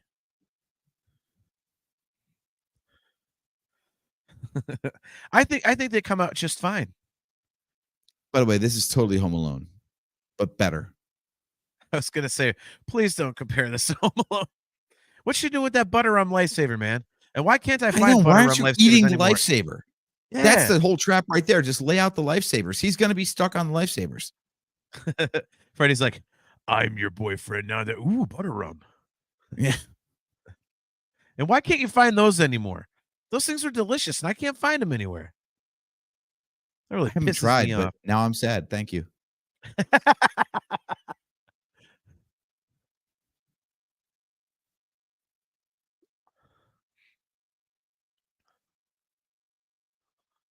But yeah, this is all Looney Tunes level shit, right?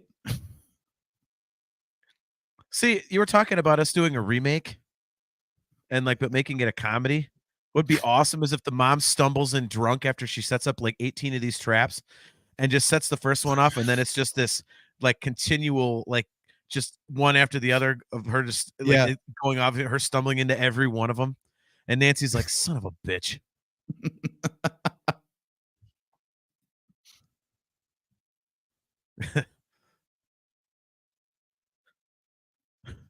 What does the coroner have to say? Cause of death? Liquefaction, if that's the What does word. the joining of two walls have to say? I'm not Yeah. sure, sir. Carp, when I asked about why you can't find butter rum lifesavers now, he says Werther's Originals. That's why. Two different things, both excellent. Yeah, Carp, if you've ever been to the Food and Wine Festival at Epcot, or even maybe it exists outside of that, but they have a Werther's stand where like everything is made of Werther's, like Werther's popcorn and everything else. And oh my Wer- God. Werther's popcorn is proof that God loves us and wants us to be happy. Yeah, imagine it made fresh. Like the popcorn is popped and then it's just swimming in a sea of Werther's, and then they hand you a big sticky bag of it.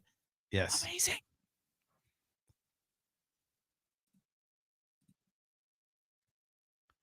See, Nancy's like, I love you because she knows mom's about to bite it. Mm-hmm. She's about acute alcohol poisoning.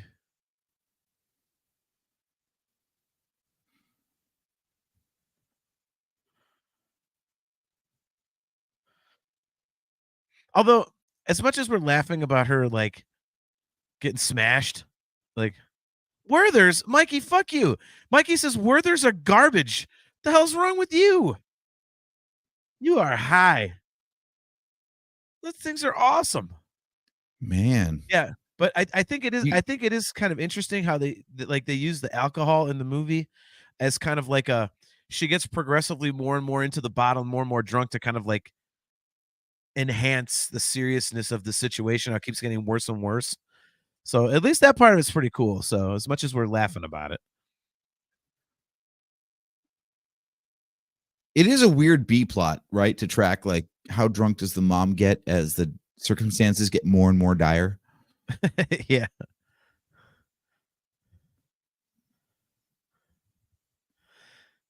Carp says, "Well, now I'm a grandfather, and what else would I give my grandson other than Werther's drenched popcorn? It's super worth it, Carp. Believe me. Give Wesson like 3 kernels, and you eat the rest." By the way, please tell me that when you become a grandfather for a second time, their name is going to be Smith. That depends. I don't know if that'll happen. Well, if Grandpa has anything to say about it, Oh no, it'll be complete the punchline. You must. well, it'll be a different father, and the current grandson's father is not the most popular person in that household. Let's just put it that way. No details required. I just want someone to complete the punchline as Smith and Wesson. I told him he should name the next one Mazzola. Instead of making the gun thing, make it cooking oil. Wesson and Mazzola. Okay, that works too. Or just Chris. I mean, it's not Crisco, but it's close enough. All right, what am I? Okay, this is okay. So Mikey's saying you're a Dogs creepy playing old man. poker. Gotta have that. And Carp is saying, oh, and Mikey's saying only creepy old men hand out Werther's. And Carp is saying the commercial. You don't remember the dumb, weird pedo commercial about Werther's? No, I don't remember that. Maybe I was just probably too busy going, Werther's. I think the only places Freddy can operate are outside or in basements.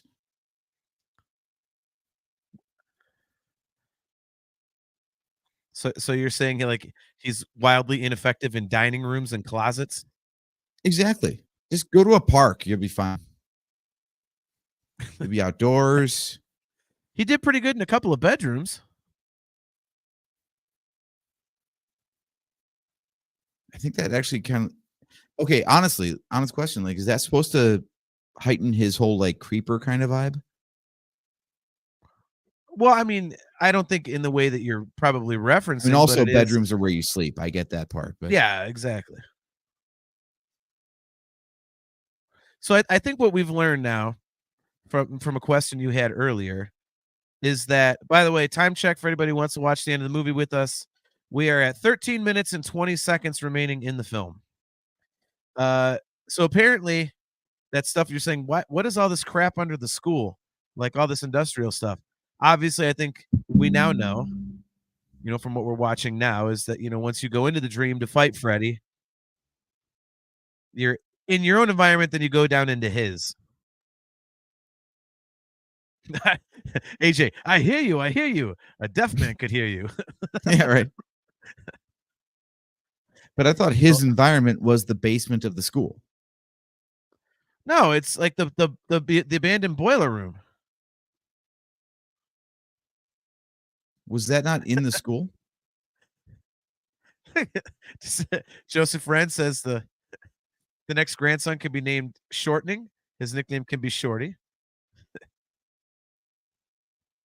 Mikey says basement's bad. Okay. And Carp says Freddy loved Werthers. Werthers equals pedos. Freddy was a pedo. Ta-da! Oh, jeez. Okay. Freddy was a child murderer.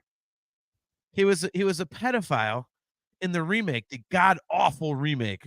Carp, don't confuse the two. The remake is one of the most putrid pieces of shit ever put to celluloid. Maybe we should do a show about overrated directors. I mean, we got two people to discuss immediately. We've got Michael Bay and J.J. Abrams. Oh, that seems like low-hanging fruit.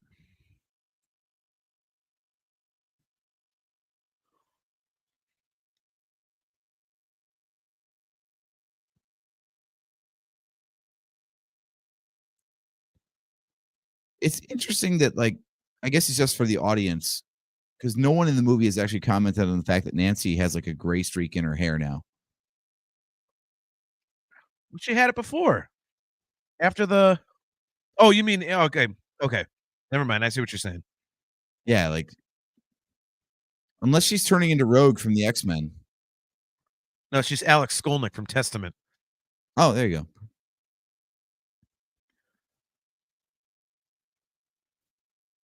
That was okay. I get it. She didn't get her steps in today. Her Strava watch told her, get fucking moving. Right.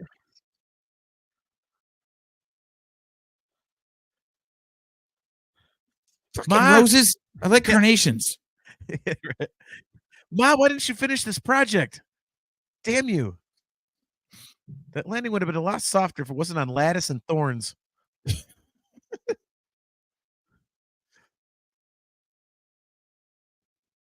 Oh, she has a Galaxy watch. That's what I always do. That's my face every time I have to look at this thing. Right.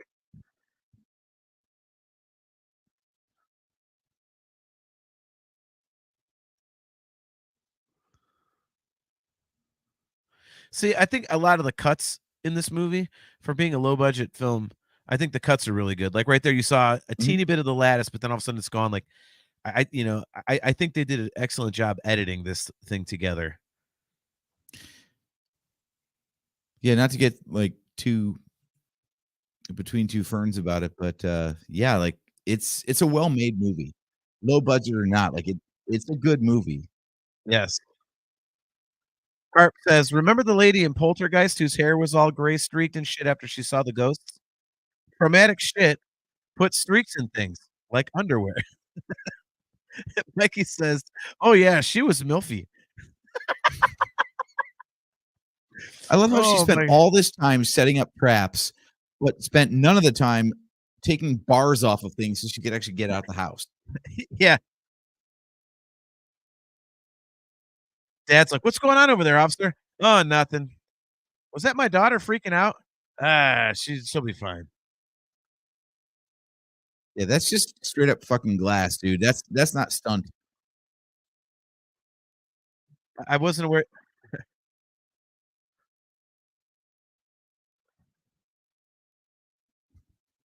Don't you love that part, by the way? Like falling over the stair, the railing was totally not part of the trap. Right.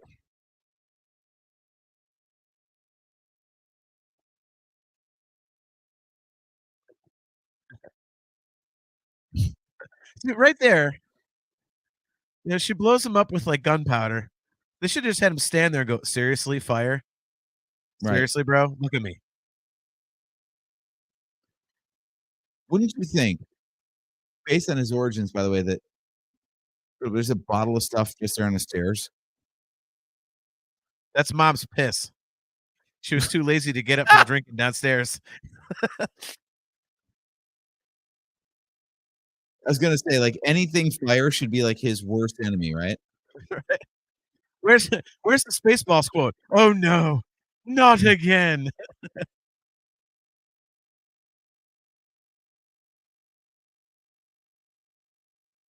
So that's another cool factoid is that this whole shot is basically like a one take thing. So this guy, the stunt guy was burning this whole time. I mean, yeah, like I said, like, massive credit to anyone who does this because, yeah, we can talk about how, like, it's clearly a mask over the guy's face, but there was a human being that was set on fire for that. As much as I think being a stuntman would be cool, I don't wanna get set on fire. No, There's no such thing as being safely set on fire. I agree. Look at Mikey. He's talking about the poltergeist woman. Her with the skeleton in the muddy pool was hot. And Carp said, "Ooh, yeah, muddy pool hot milf was badass." Oh my gosh. We have some of the dumbest and best friends ever, man. Mhm.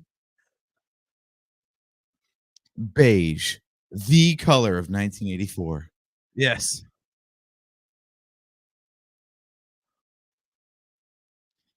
How did they not see a series of flaming footprints?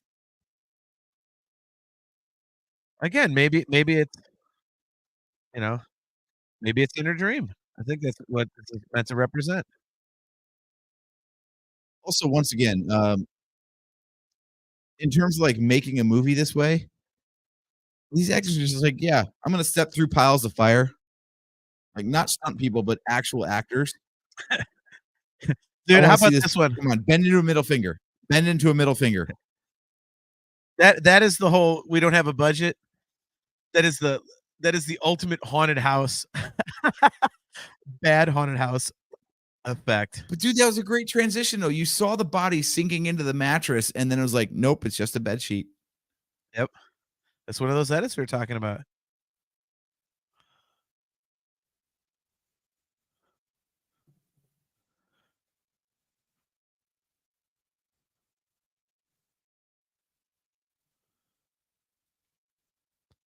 I would just like to say that I don't think the mother would have been killed this quickly, but Freddy was on fire when he jumped on her, and of course, she was combustible from all the alcohol.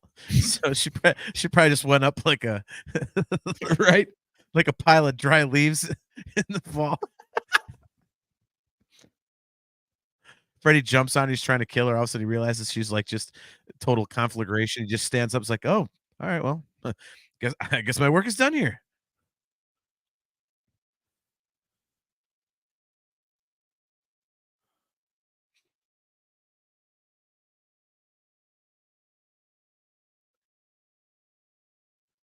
Quick reuse. I bet you that's the exact same thing they no, it's different. I was gonna say if it was just like a slight stretch, it's probably the same exact thing they used for the ceiling panel earlier.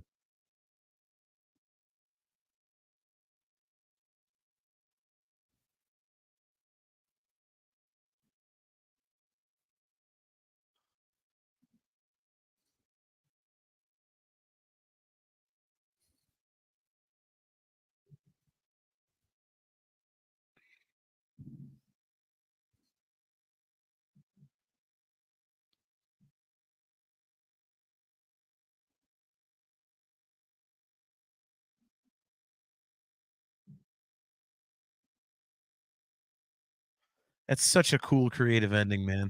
Mhm.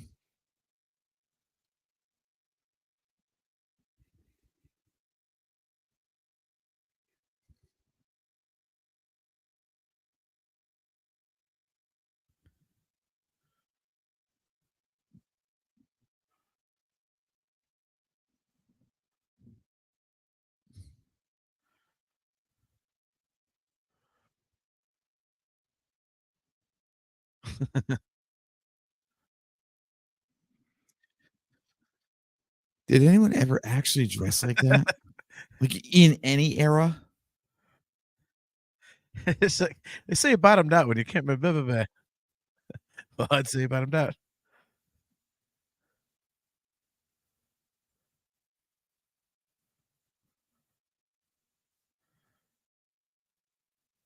You look at too.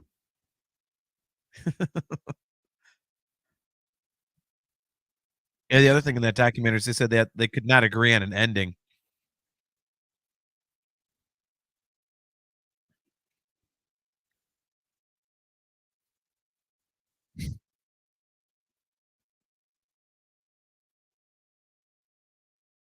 Here comes the awesome dummy going through the window.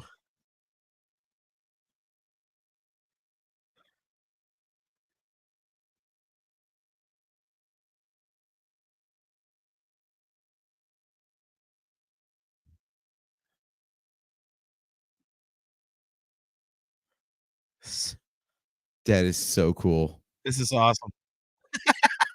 That rules. That's one of those ones where with like modern technology, I want to like go frame by frame, be like, how did a human body fit through that window? Right? Stay up late. 9, 10, never sleep again.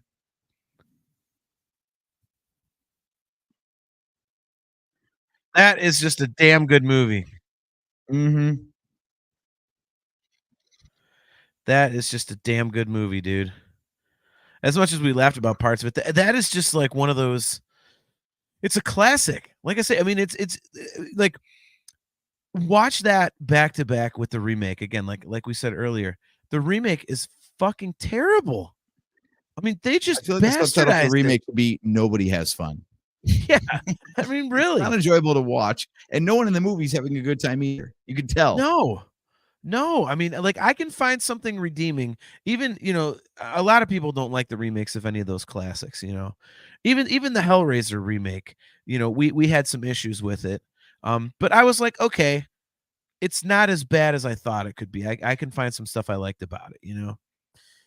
This If you're the going to remake of abandon this the one charm is of the nothing. original, if you're going to abandon the charm of the original, you have to come up with something like else that's intriguing, right? Yeah. I feel like Hellraiser missed on that. That Pet Cemetery, whatever that Hulu did, I think it was just last year actually. Well, That one was no good. Pet Sematary was released in theaters.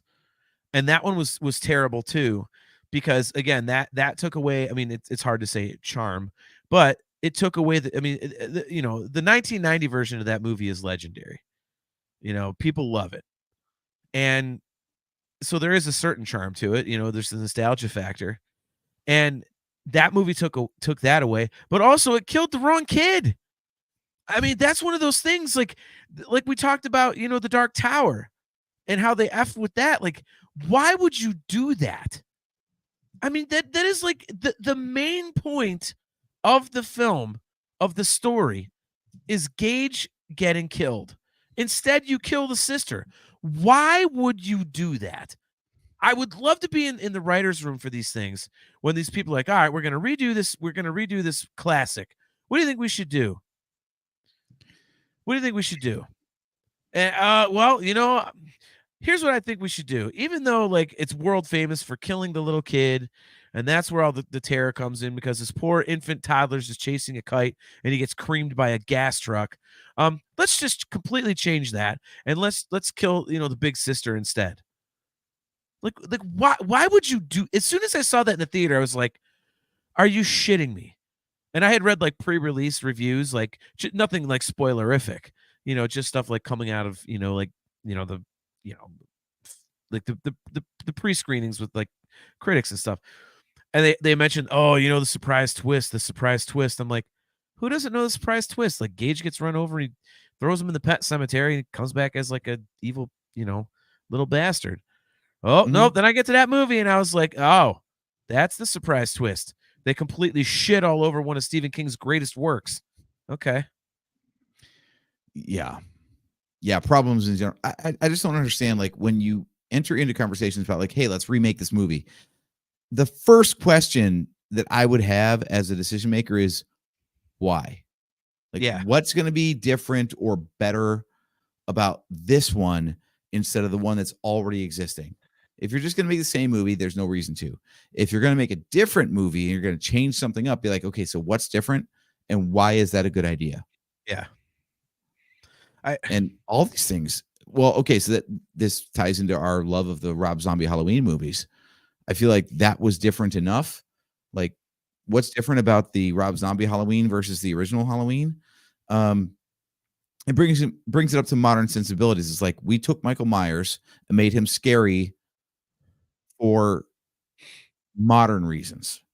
Yeah. Like he was just like a generic nobody who was damn near invincible in the first one, and in the modern one, you're like, no, he's a real person that you might live near, who absolutely could kill multitudes of people. Yeah. Well, and But I like think 2010 Nightmare on Elm Street, I'm like, oh, so he's the same Freddy. He's just not as charismatic. yeah. And it's not as and people have argued like, oh, him being a pedophile is worse than being a child murderer, but it's like why do you have to change it? Like, isn't it was child murderer not bad enough? I mean, like what is that? And the thing about the Rob Zombie Halloween movies that I don't think anybody talks about enough is that the thing that it does is like it keeps Michael Myers as like this, invincible killing machine. Mhm. But it explains his backstory, and a lot of people have said, "Well, we don't need that. It doesn't, there's no need for that." It's like, yeah, but you know what though? To me, it kind of was like, in the original movie, it's like, okay, well, he's a crazy person. He escaped a mental asylum. Okay, makes sense. But this one, it's like, okay, this dude is like, he's like whacked out. So it kind of, they added to the mythos a little bit, Mhm. which is, but then they kept the spirit of the original thing. So, he still escaped from mental institution, whatever. He's, going back for his sister, whatever the hell. But, again, he absolutely like was just as sadistic as they come. And you saw him descending into this mania, this silent mania, which I mean just adds so much to the character. So I thought that was a very interesting take.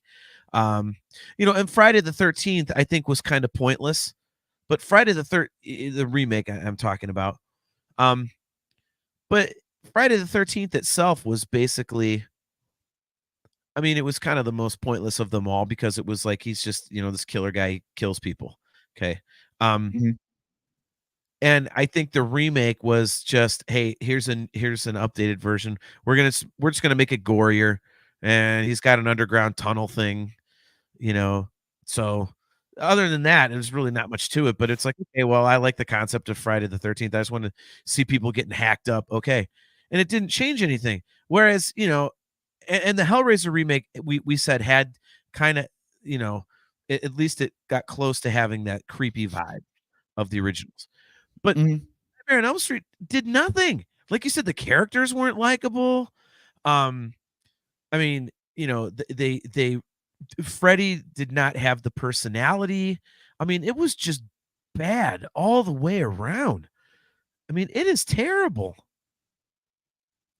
Yeah, utterly pointless, actually. Like, let's say, for example, that thing was actually commercially successful.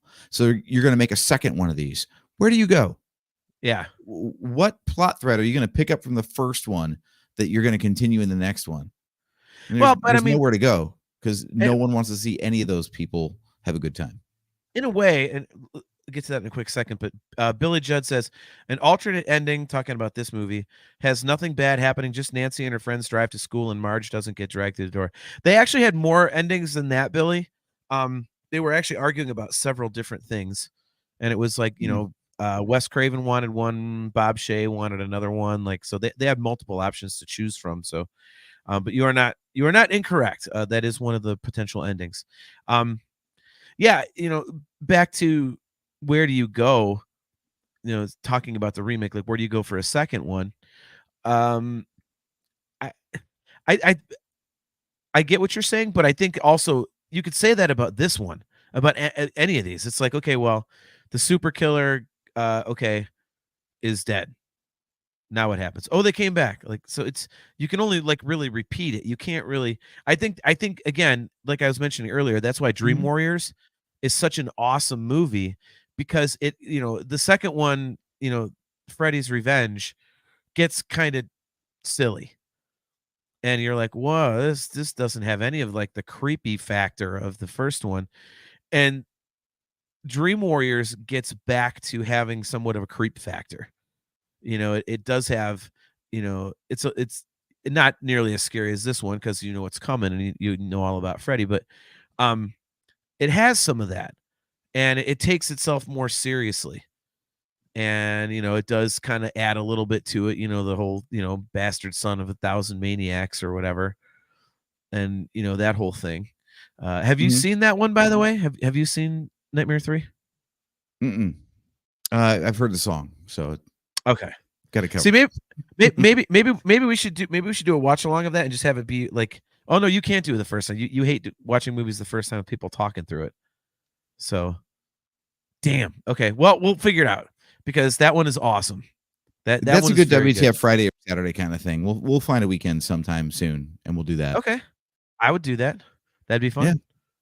So, all right. So but overall, now that you've seen this all the way through, at least twice, finally, what are your final thoughts here on the OG Nightmare on Elm Street?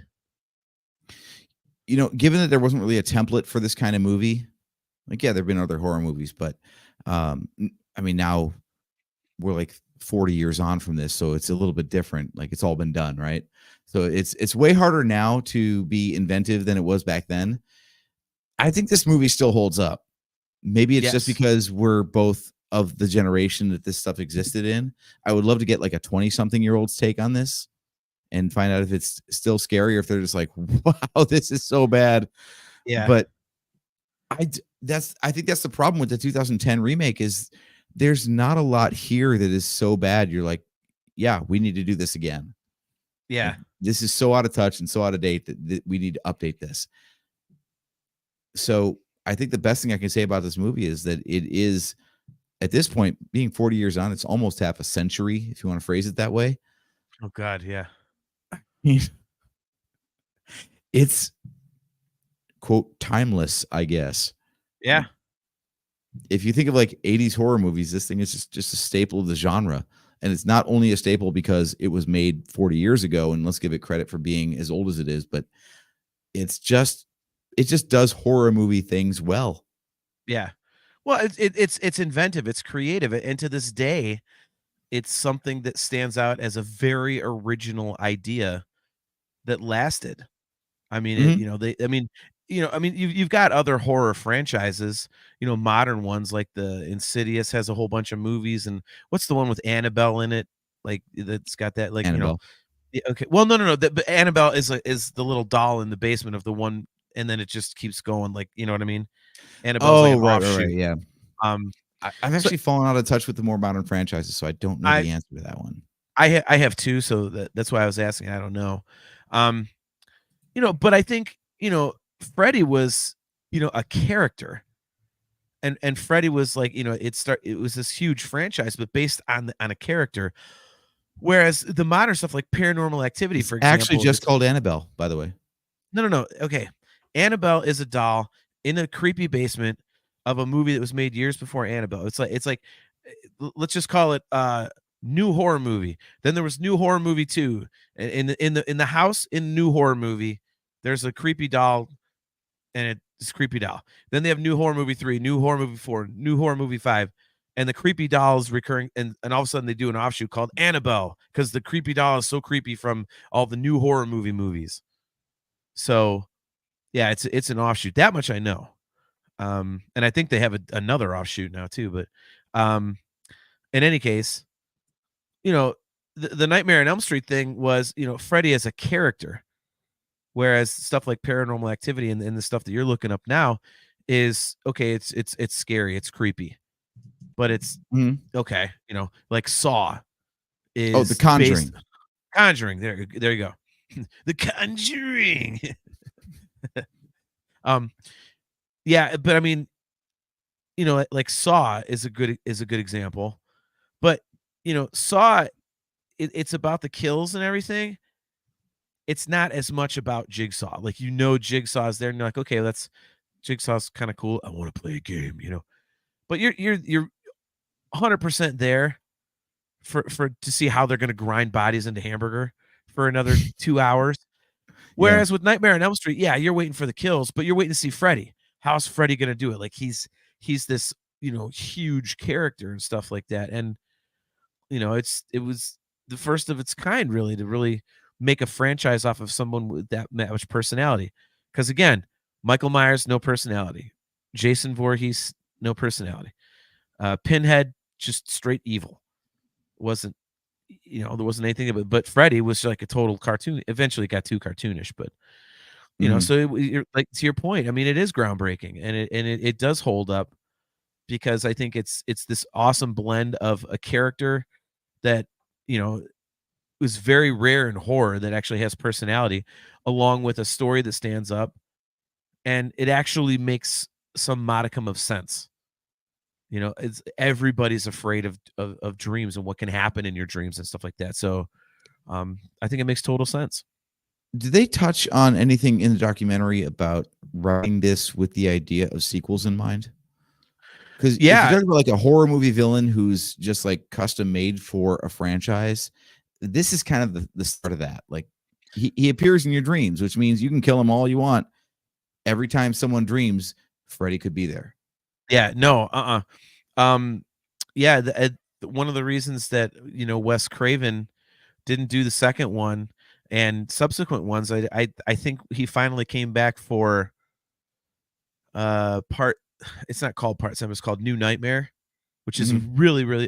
I need to watch that all in one sitting, because that's like, you've only seen this one It's in mad. pieces. I've only seen that one in pieces. Yeah, exactly, which is a really, really cool idea. Um, but yeah, he didn't come back until that one, because he didn't think that it needed a sequel, and then also, like, he wasn't happy with some of the ideas that other people were coming up with. But he pitched, I think it was for Dream Warriors, he pitched something, and they just weren't really sold on it.